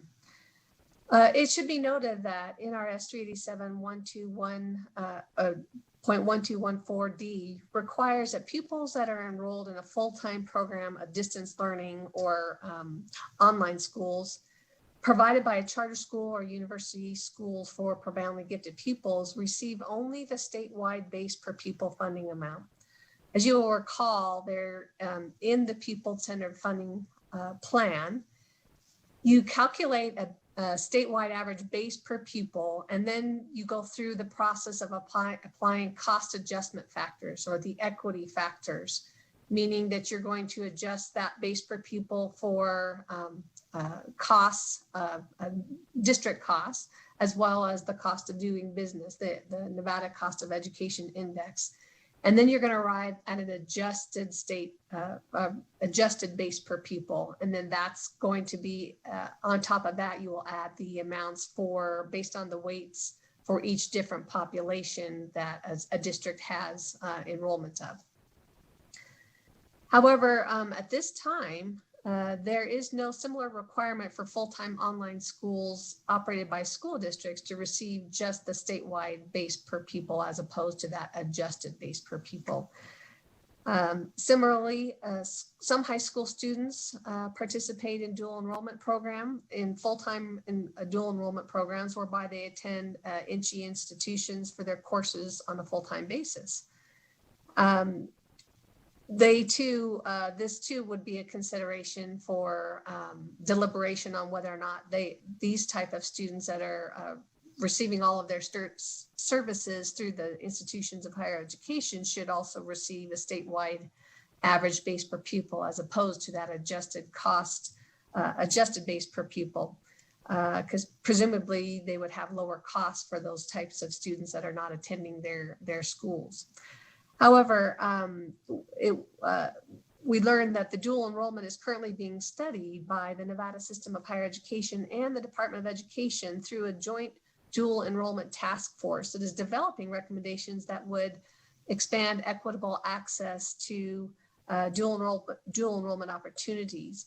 And the subcommittee could consider having the Commission on School Funding review the task force's recommendations once this work is completed, and develop recommendations for possible changes to the funding provided to those students through the pupil-centered funding plan. The Commission's recommendations could then be provided to the 2023 legislature to consider these recommendations when developing the funding model. So at this time, a decision point would be whether or not the subcommittee wishes to approve the Nevada Department of Education's calculation of the base per pupil funding model in either one of the models, standing up the modified pupil-centered funding plan or the full implementation, which would be used as the starting point for this model going forward. And secondly, the subcommittee would may wish to consider determining if any changes are needed to funding the students who attend online schools in school districts on a full-time basis. This would bring to be in parity with those same students that attend full-time online schools and charter schools. And then lastly, the subcommittee may wish to determine if it wishes to have the Commission on School Funding review the funding that should be provided to students who participate in full-time dual enrollment programs. Okay. Thank you very much, Ms. Waller. There's multiple components of multiple decisions. I believe I'm comfortable with the NDE's methodology as far as what they're looking at in moving towards full implementation. But please, everyone, ask questions if you need any more clarification on that. I believe the conversations have gone well on that, and I think we have a solid base on what we're looking at with that methodology. But I just want to make sure everyone gets their questions asked on that particular component. Senator Kukepper. Thank you, Madam Chair. I appreciate it. So the base is going to be used calculating or start for the. I mean, this is a calculation we have to do once, right? So and we're going to be using weighted funding from 2020, is that right? Rather than sort of the base per pupil amount? This is Julie Waller for the record. So in determining what the 2021 base per pupil funding, statewide average base per pupil funding, that would be needed to move into the 22 pupil-centered funding plan, development of that base per pupil to go forward. The department determined what the base would be that would maintain the weighted funding amounts, the dollars that would maintain those weights, the existing weights. And so that was the $6,835. Are we then effectively counting the money that we're using to create those weights twice? Right. So if we're using weighted funding in the base and then applying a weight factor once it gets into the pupil-centered funding plan, are we weighting it twice, or am I misunderstanding? For clarification, this is Julie Waller again. They're not using the weighted funding in the base. They're backing into what the base would be to equate to the weights that are existing, those categorical programs are deriving. So the $6,835 $835 that we're using as the base for fiscal year 21 does not include the Zoomer Victory funding or anything like that. That's correct. Okay, I misunderstood what you meant by weighted fund levels. And then just on the CPI, how do you choose which CPI they're using? That seems low. Thank you, Senator Keffer. Julie Waller for the record. SB 543 does require a specific CPI, and upon further review of what was utilized in the governor's recommended budget, it appears there may need to be an adjustment that, in addition, the CPI that was used was based on a fiscal year 2019 to June 2020. However, the CPI requirement that's in SB 543 indicates that it needs to be based on a calendar year. So moving forward, it would be the CPI West, and it's based on the most recent calendar year. So for 2022, the most recent calendar year would be 2020, and it appears that that CPI would be modified moving forward to 1.74 for the first year of the biennium. So that would push the base per pupil amount from what you've got at $6,876 to above 6,950 something. Yes, that will increase that. Multiplied by 375,000 kids, right? Thank you. Appreciate it. Okay. Thank you, Senator. Senator Dondero-Loop, you had your hand raised.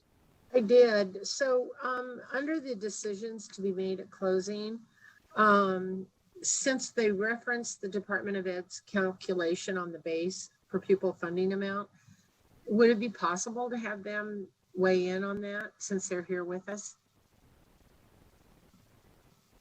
Yes, we can do that. Let me go ahead and finish any other questions that folks might have, All right. and then we'll go to the All Department right. of Education. Thank you. Thank you. Thank you. Yeah. So committee members, any other questions of the staff?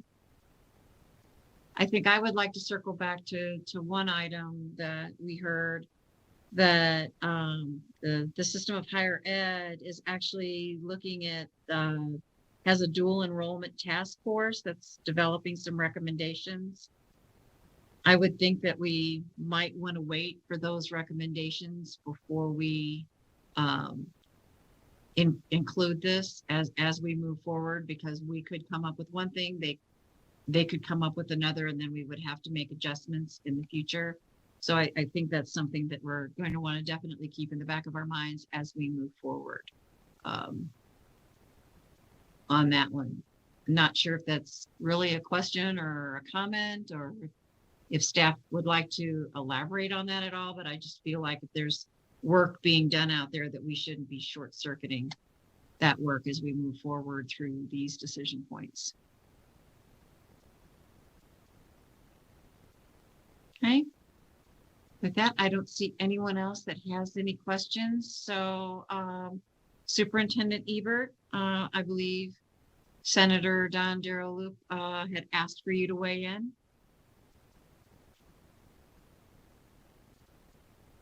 Thank you, Madam Chair. Dr. Hartz. Heidi Hartz will step in here. And maybe if we can repeat the question to make sure we're all on the same page that the Senator have, I think it'd be helpful. Chair Carlton, Marilyn Dondero-Loop. I just asked a superintendent, one of the decisions that we will be making at closing is whether to approve the Nevada Department of Education's calculation of the base per pupil funding amount for fiscal year 2022, which would be used as a starting point for the pupil-centered funding plan for 2021-23 biennium. So if you could weigh in on that and determine if any changes are needed for the funding provided to students who attend online schools on a full-time basis as well.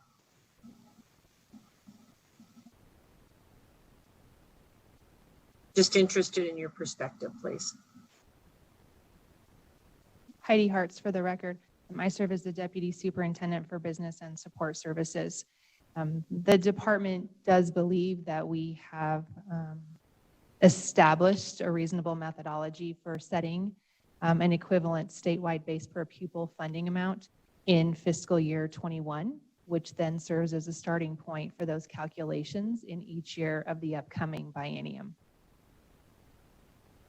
With respect to funding charter schools sponsored by school districts at the statewide base per pupil funding amount, the department would need to do some modeling to look at the fiscal impact of that. Up to this point, our modeling at the school district level has been based on the number of students enrolled in each school district. I would note that when the department allocates funding to each school district, the school districts are then responsible for determining how they would in turn allocate funding to each school within their school district. So they may already be contemplating how they would fund various school types within their district.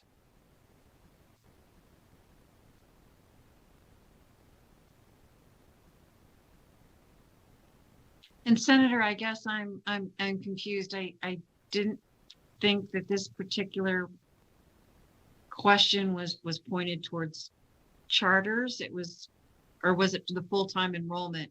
And that's where the charter conversation came in. If you're asking me for clarification, that may be true based on what Deputy Hartz just said. We do have full-time online charters. Okay, good. Thank you. So that may be why that answer was given. Okay. Or I didn't understand the question then. Thank you. So it's basically how we're going to actually address the full-time students, not part-time, but we want to specify full-time students as we move through this, and those online students also.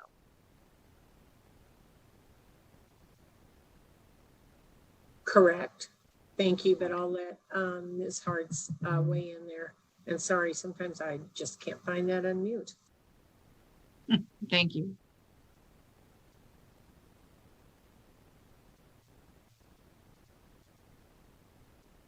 Ms. Hartz, did you have anything else that you would like to add?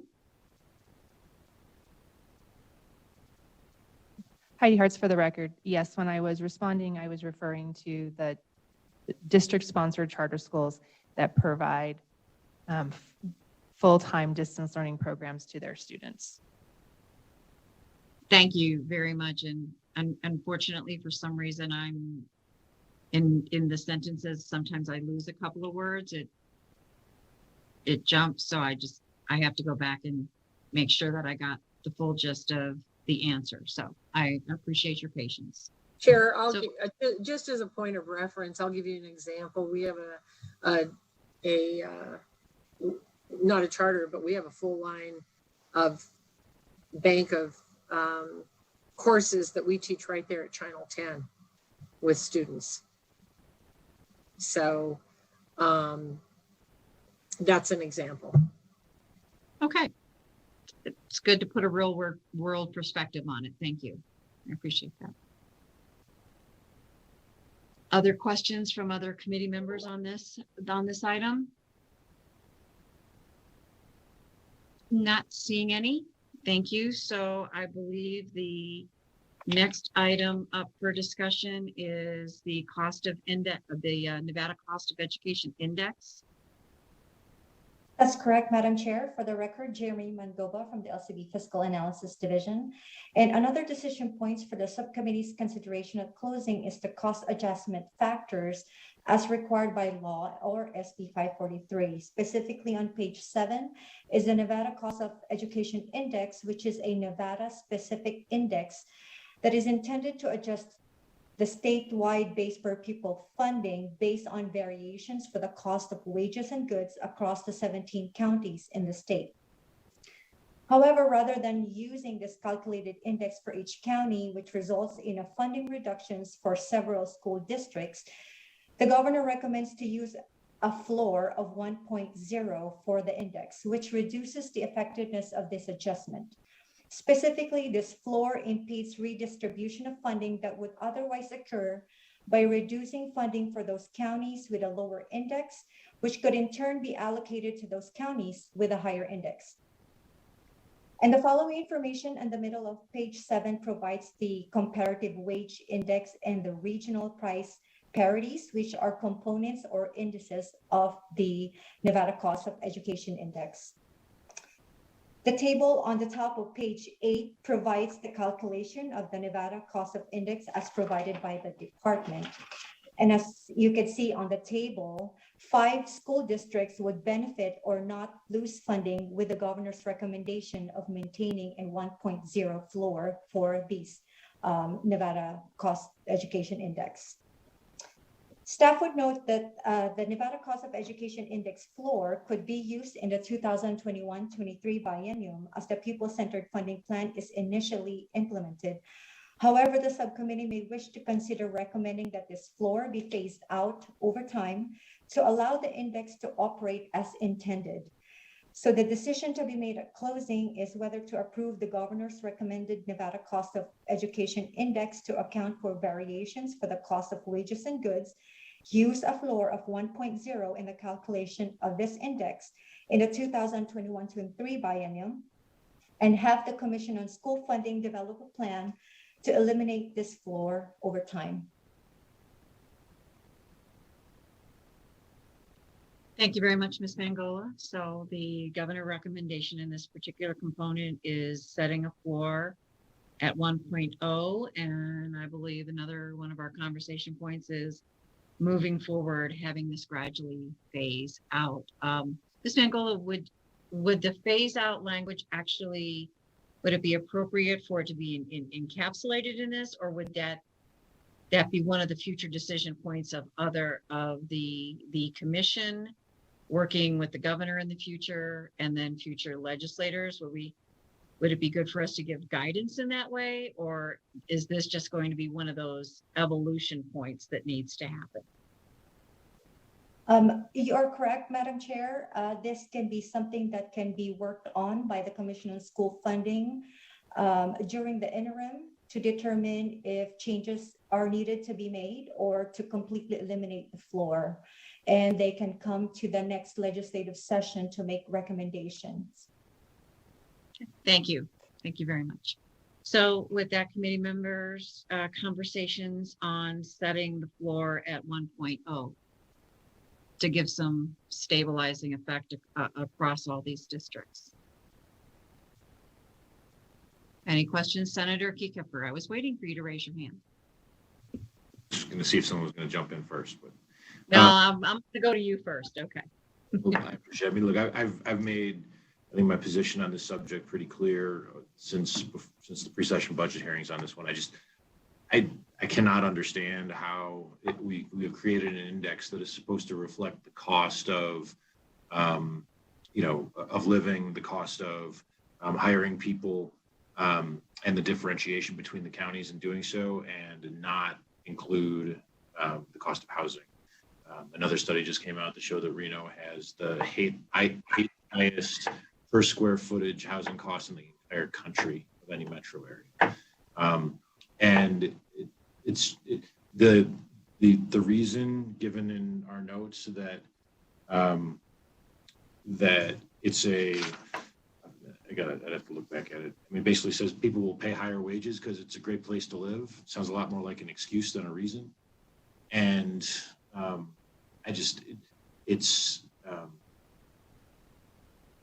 know it's difficult, and I know that there may not be a perfect solution, but if everyone knows that it's not accurately reflecting what reality is on the ground, then maybe we should consider whether we want to include it or find another way to do it. I mean, I recognize that the 1.0 floor sort of helps mitigate that problem, but the problem is not going away if we're going to say, okay, we'll phase that out over time. So I'd like us to end up back at the drawing board to solve the problem rather than saying we'll try to blunt the impact of it in the short term. And Senator, if I understand you correctly, your concerns are more aimed at 543 of the 19 session, not actually including that component as it was finalized. Is that correct? I think my concern is the end product of the I think it was the Commission on School Funding that came up with the methodology for how these factors were going to be were recommended to be implemented. So I recognize that there are differential costs in different parts of the state. I just don't believe that what is presented accurately reflects those costs. Madam Chair. Yes, Ms. Waller.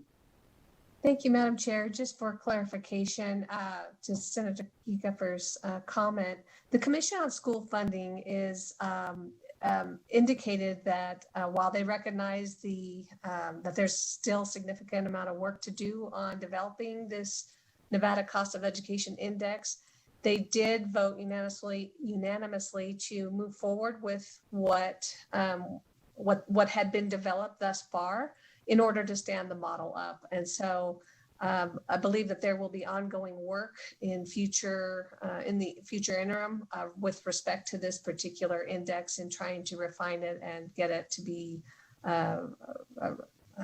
basically reflective of the different communities and the costs to do business in those communities. Thank you, Ms. Waller. So with that, Senator Sievers-Gansert.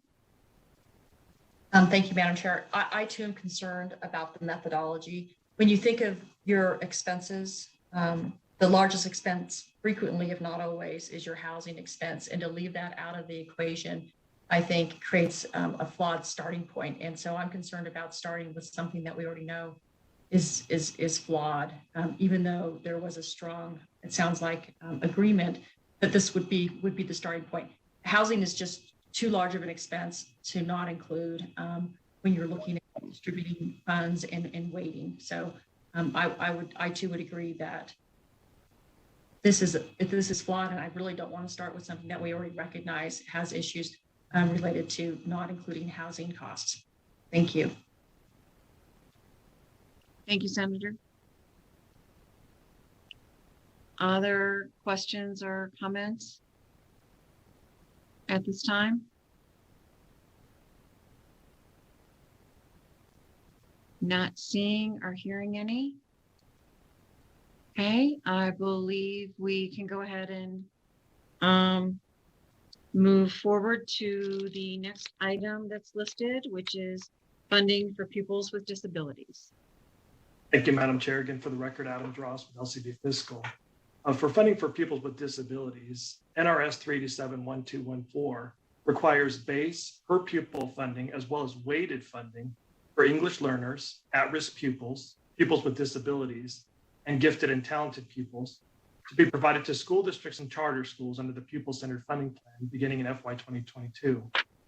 However, the Commission on School Funding recommended transferring state maintenance of effort and federal funding for pupils with disabilities, these are special education students, to an account separate within the state education fund, and removing the requirement to determine a weighted per pupil amount for those pupils from statute. The governor's recommended budget concurs with the Commission's recommendation and recommends the continuation of special education funding in the distributive school account, with the funding being distributed utilizing the historic methodology that provides this funding as a multiplier. The executive budget also recommends the continuation of the 13% funding cap for pupils with disabilities, although that funding cap is slated to be eliminated beginning in FY 2022 pursuant to SB 543. For some history, NRS 3271222 limited the amount of funding for pupils with disabilities to no more than 13% of the total pupil enrollment for the school district or charter school.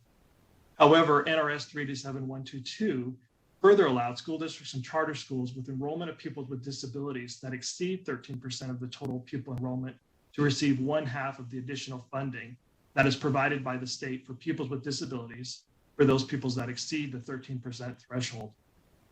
As previously mentioned, Senate Bill 543 repealed that cap effective July 1, 2021, as part of the implementation of the Pupil-Centered Funding Plan.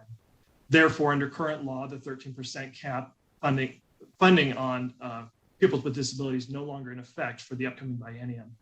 However, the governor recommends the continuation of the 13% funding cap in the upcoming biennium, and the governor recommends general fund appropriations of $1.5 million in each year of the upcoming biennium to fund 1/2 of the per pupil amount for pupils with disabilities to school districts and charter schools with enrollment of pupils with disabilities that exceed 13% of the total pupil enrollment.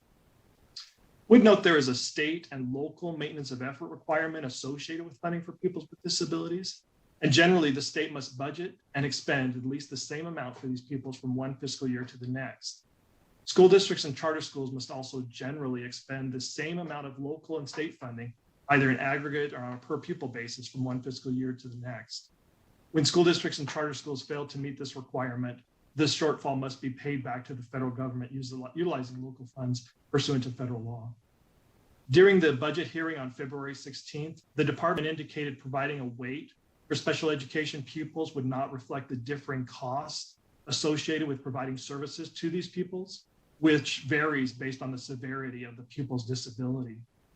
The department also indicated that providing special education students with a weight that was tied to the statewide base per pupil funding amount, which is intended to grow each year based on inflation and enrollment, would cause the state's maintenance of effort to increase each year, regardless of the number of students needing services or the cost of those services for special education students.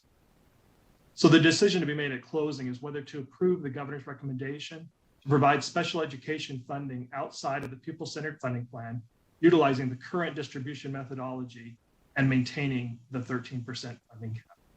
Thank you, Madam Chair.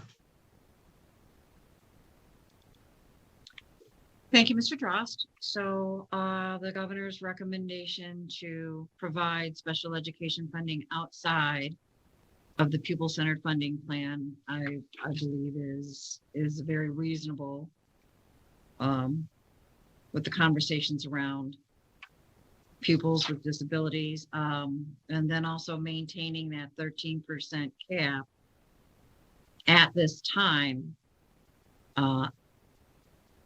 and until it's my impression until more information is given about how this plan will actually grow in the future to hold that cap, so we have an idea of where we are moving forward. So am I correct, Mr. Drost? You're correct, Madam Chair. The Commission on School Funding continues to study special education funding, and they obviously have the opportunity to continually modify the plan for consideration by upcoming legislation. Okay. Any questions on this particular item?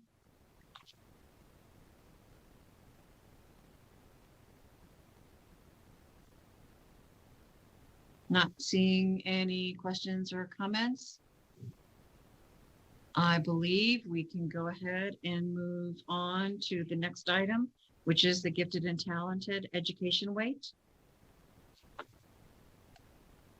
Thank you, Madam Chair. This is Julie Waller from the record. The Commission on School Funding recommends a targeted weight for gifted and talented education of 0.14. And the executive budget recommends funding to provide a weight of 0.12 for gifted and talented pupils. However, these targeted and recommended weights are greater than the weight currently funded for gifted and talented pupils of 0.05 in FY21, which is the weight recommended for these pupils in the 2018 Nevada School Finance Study conducted by Augenblick, Palich and Associates. As background, the 2019 legislature approved funding of $8.3 million for the Gifted and Talented Education Program in each year of the 2019-21 biennium, which provided a calculated weight of 0.14 for gifted and talented pupils. However, the legislature, through the passage of Assembly Bill 3 during the 31st special session, reduced Gifted and Talented Education Program funding to $3 million in FY 2021 as a budget reduction measure. This reduced funding level provided a calculated weight of 0.05 for gifted and talented pupils, which was equal to the amount recommended in the 2018 Nevada School Finance Study report.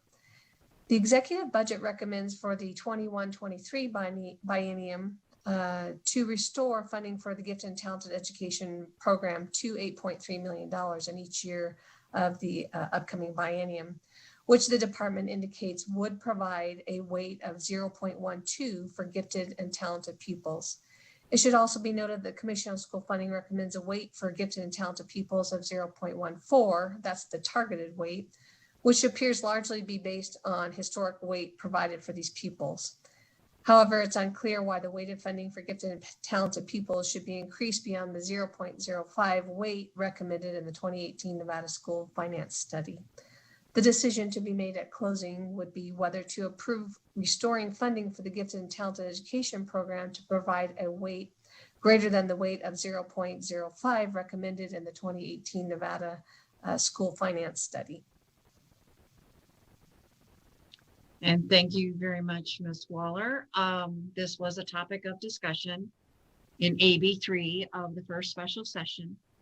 And I remember very clearly and very distinctly the conversation that I had with former Senator Woodhouse about trying to true up some of these weights as we moved forward, that this particular weight had been adjusted a number of times, and that the true reflection of where the weight should be was the 0.05, and that's where the adjustment was made in AB3 of the first session. And I believe that's where the weight needs to be moving forward. It's an accurate weight, and it allows for those services to still be provided, and it's a little more, I believe, realistic. So I'll open it just for the history of it all for those that might not have been involved in that particular conversation of AB3. So with that, I'll open it up for conversation of the committee members.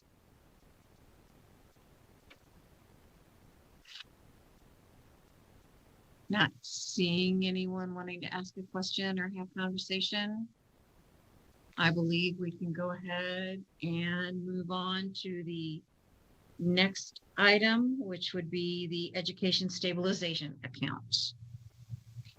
Thank you, Madam Chair. Adam Drost with LCB Fiscal. Pursuant to NRS 387-1213, the Educational Stabilization Account would provide funding to the Nevada Department of Education for distribution to school districts and charter schools when the Interim Finance Committee determines the State Education Fund will receive 97% or less of its projected revenue in a fiscal year. However, the Educational Stabilization Account would not have any funding as the pupil-centered funding plan is initially implemented, and the governor's recommended budget does not provide any initial funding for the account in the upcoming biennium. Accordingly, it's unclear how any possible revenue shortfalls in the State Education Fund would be addressed in the upcoming biennium.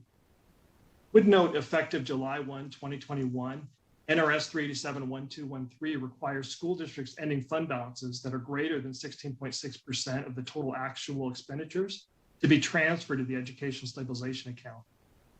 In addition, if a school district had an ending fund balance that exceeded 16.6% of the total budgeted expenditures at the end of FY 2020, Section 77 of SB 543 also allows that school district to retain that greater ending fund balance that was reflected at the end of FY 2020. At this time, it's unknown if any transfers would occur in the upcoming biennium to provide funding for the Educational Stabilization Account.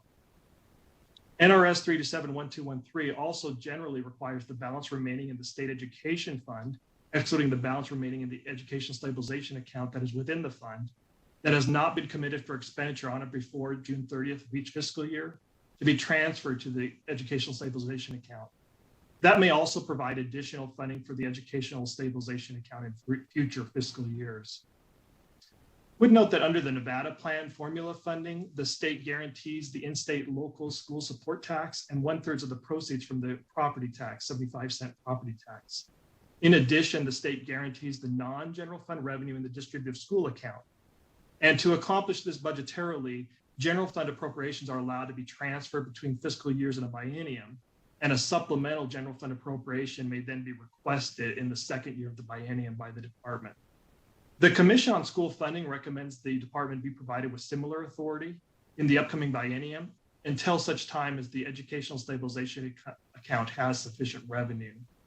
However, this would appear to contradict the legislative intent to establish the state education fund as a separate fund with access to the only to the education stabilization account to address revenue shortfall issues.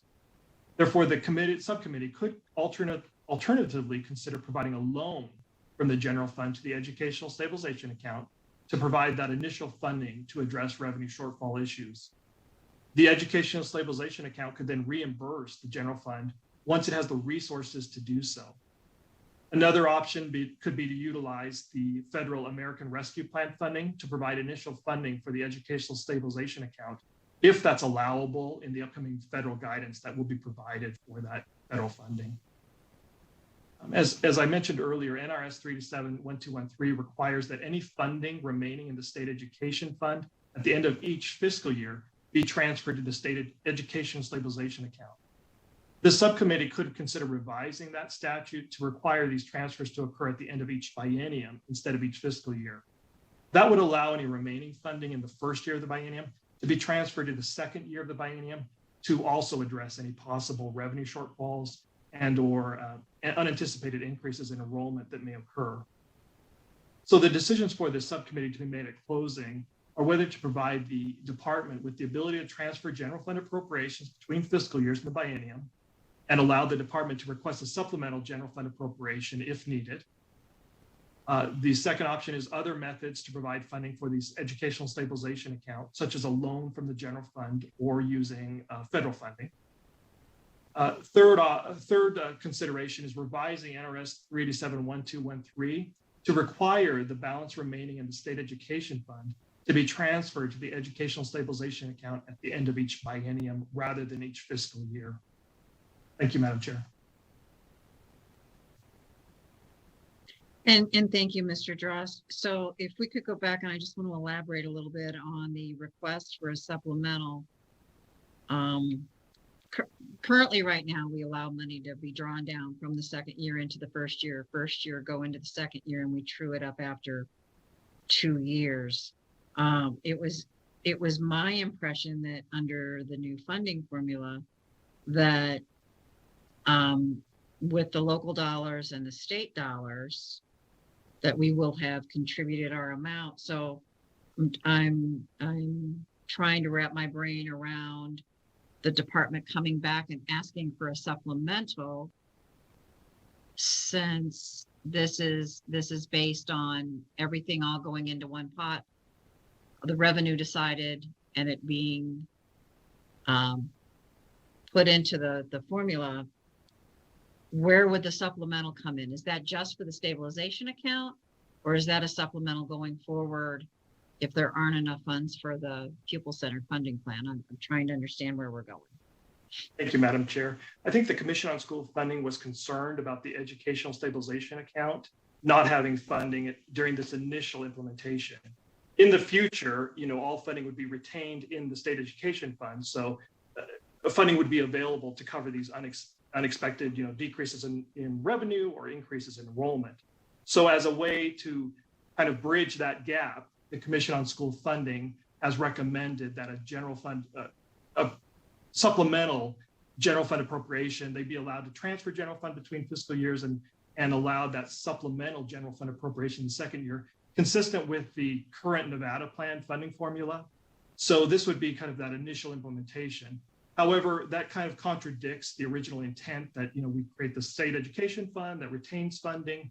So these other options, a loan from the general fund that could be paid back, or possibly using state federal funding as seed money for the educational stabilization account, are ideas in lieu of that supplemental.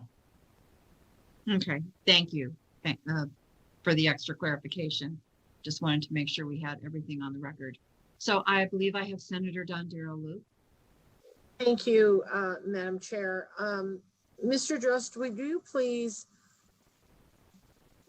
give me some additional information? I know you just went through some of this, but would you tell me about under the decisions to be made when you said revising NRS 387-1213? Would you talk a little bit about that for me?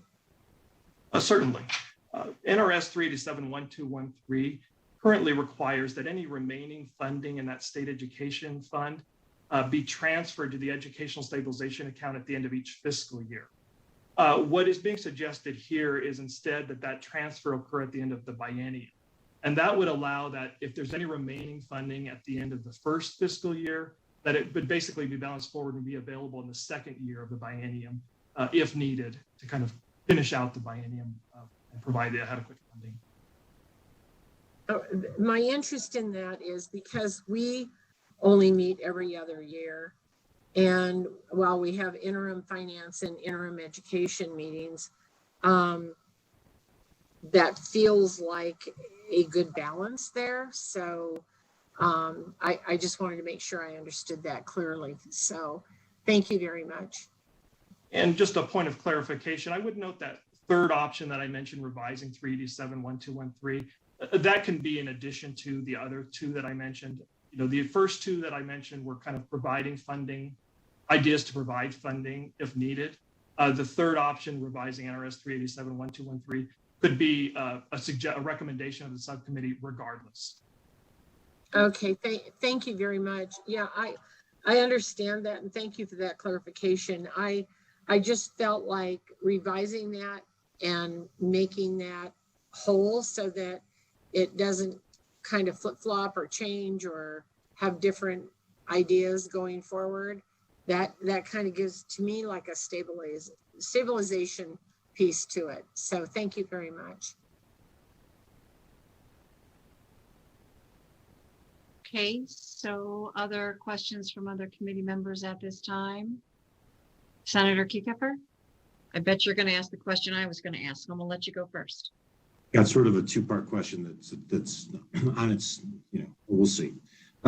So due to COVID, right, and the pandemic and shutdowns, there were certainly probably some anticipated expenditures for school districts that were not completed in current fiscal year 21.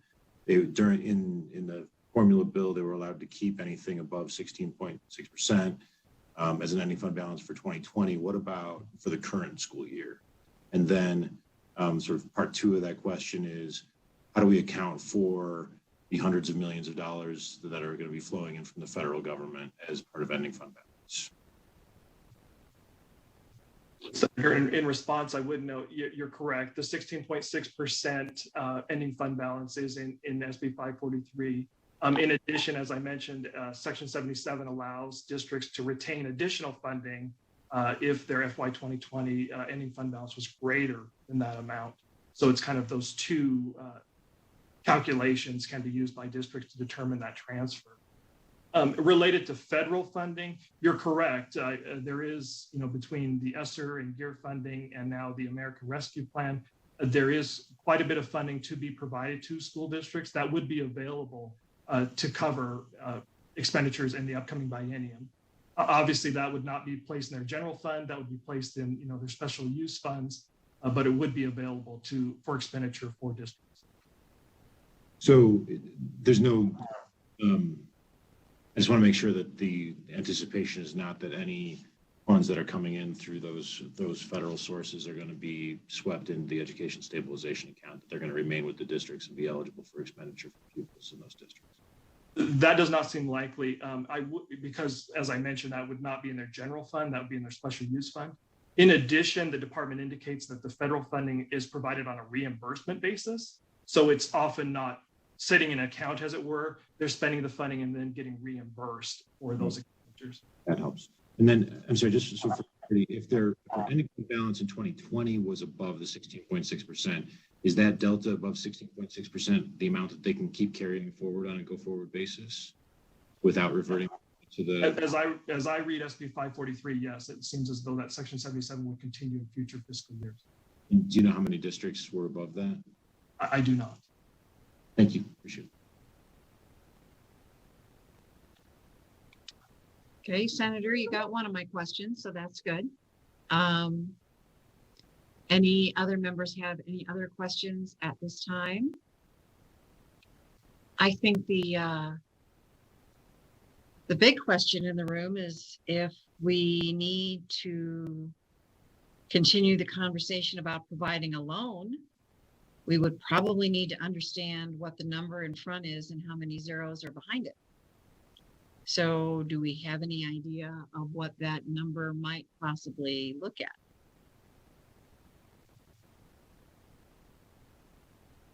Madam Chair, I think that would be something that LCB Fiscal would have to work with the governor's finance office and the department to determine what an appropriate number would be. Okay, I think that's probably part of the decision that we would want to weigh. I mean, of course, we want to make sure this account is funded. It's moving forward, and this would be the first time. And then after that, if it was a loan, it would come back. Or if there are other ways to do it. But I think in part of the final conversation is we really do need to understand what that number actually looks like. So that would be my request. Thank you. So committee members, a lot is going to change and evolve over the next couple of weeks. No, we hopefully will be getting more information and be able to narrow these down. But this was excellent conversation, and we have an idea of where folks are. We'll continue to have these conversations and work on this as we move forward. Please don't hesitate to reach out to myself or to Chair Don Darrell Loop in the Senate on these issues.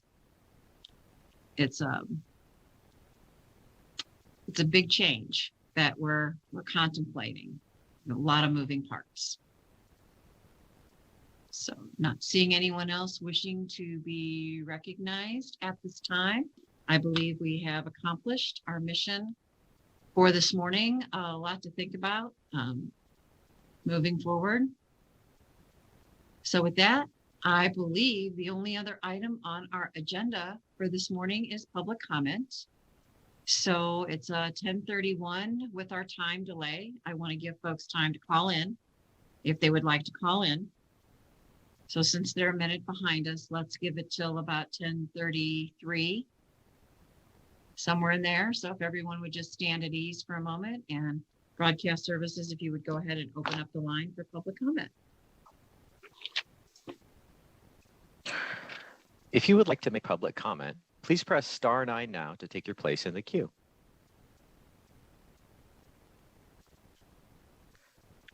Chair, we have a couple people in public comment already. Would you like me to queue up the first caller? Absolutely. If they're ready to go, so are we. Let's do it. All right.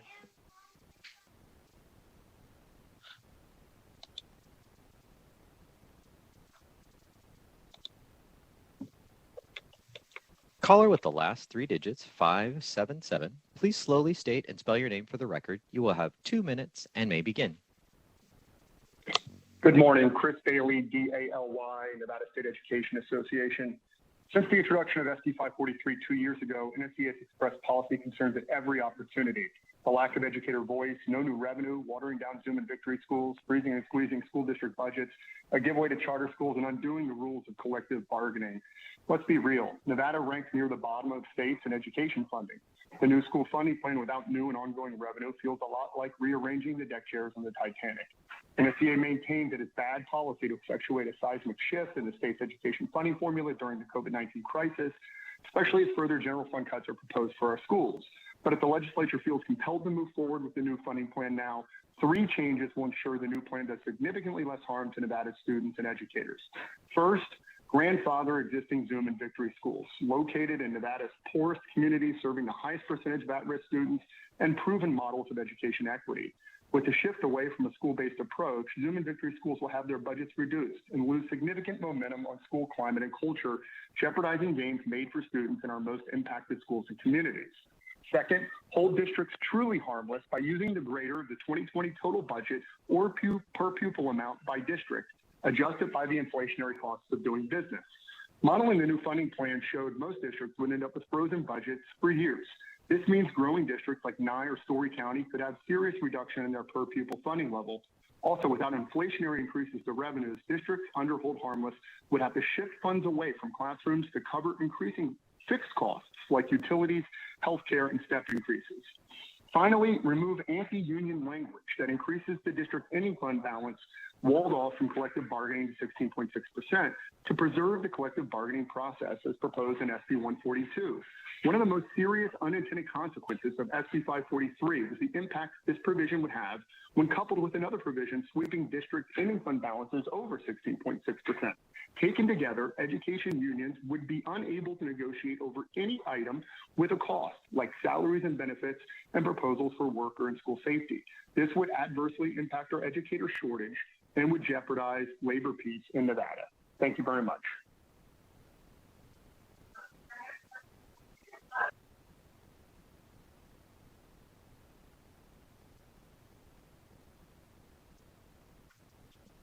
Caller with the last three digits, 244. Please slowly state and spell your name for the record. You will have 2 minutes and may begin. Madam Chair, members of the subcommittee, thank you for your time.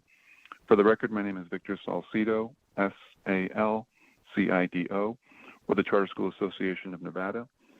We represent public charter schools throughout the state, and I want to thank you for your discussion this morning on the issue of concerning the application of hold harmless protections to public charter schools. The reality is we believe a significant portion of public charters may find themselves in a hold harmless position with the implementation of the new funding formula. And with the protection already extended to our traditional school district colleagues, many of our schools, without the protection already extended to our traditional school district colleagues, many of our schools would be in a really dire situation. I want to thank the School Funding Commission for realizing this and for voting to recommend that we be fully included in these protections. I would also note something of importance that was mentioned in your conversation this morning, which I think is worth emphasizing. The hold harmless provision as written right now would be calculated at the bottom line number as opposed to a per pupil funding number. As a result, if this provision isn't altered, it is very possible that we would find school districts and public charter schools that see any level of increased enrollment actually be funded less per pupil, even with the hold harmless protections. So we would encourage you as a legislature to re-examine that provision and make sure that hold harmless, when applied, really would keep districts and public charter schools at a hold harmless. Thank you so much.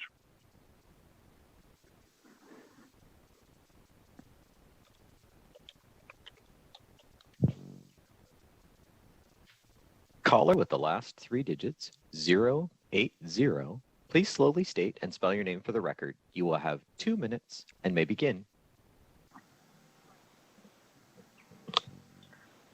Good morning, Madam Chair, members of the committee. Brad Keating, for the record, B-R-A-D-K-E-A-T-I-N-G, representing the Clark County School District. I wanted to provide some comments as it relates to the pupil-centered funding plan, which has been discussed at great length today. We appreciate the legislature passing SB 543 and the governor signing this bill into law in 2019. This new funding formula is truly pupil-centered and addresses the needs of every student throughout the state. I urge the legislature to consider the recommendations of the Commission on School Funding, who have been working on this for the past 18 months. This panel, with experience in education and funding, have been working tirelessly to ensure every weight and aspect of this funding formula meets the needs of our school districts. For far too long, shortcomings of the Nevada plan, now more than 50 years old, have hindered important discussions regarding education funding adequacy. The pupil-centered funding formula removes those obstacles and has paved the way for a long overdue discussion about equity and adequacy for all students. We also believe that the Nevada K-12 education funding must recognize our state's greatest asset, diversity. The cost to prepare students for a college or a career is not uniform, and our state's school funding model must reflect that. This new plan is student-centered, accounting for these differences and providing equity for all students throughout the state. We appreciate the conversation today and look forward to working with the legislature over the next few months as we look to implement this funding formula for the benefit of all students across Nevada. Thank you.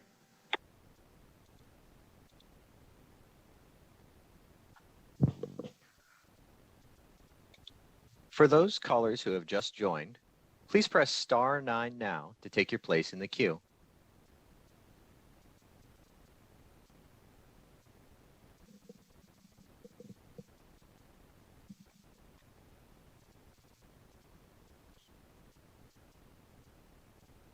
Caller with the last three digits, 023, please slowly state and spell your name for the record.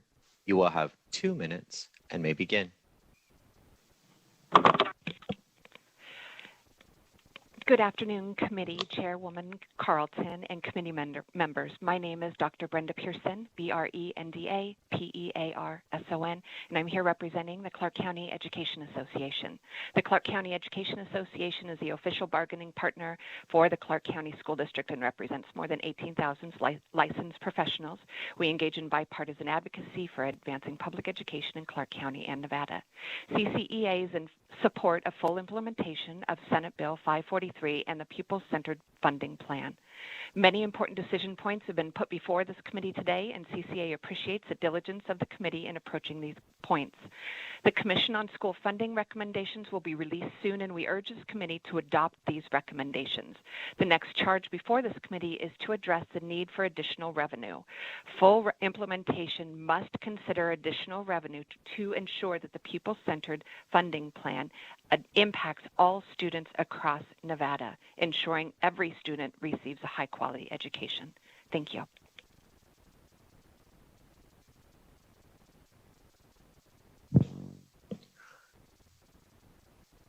Chair, the public comment line is open and working. However, we have no more callers at this time. Thank you very much, Broadcast Services. We appreciate all of your hard work in allowing us to keep these meetings going. So with that, committee members, there are no other items before us today. So thank you all. We are adjourned.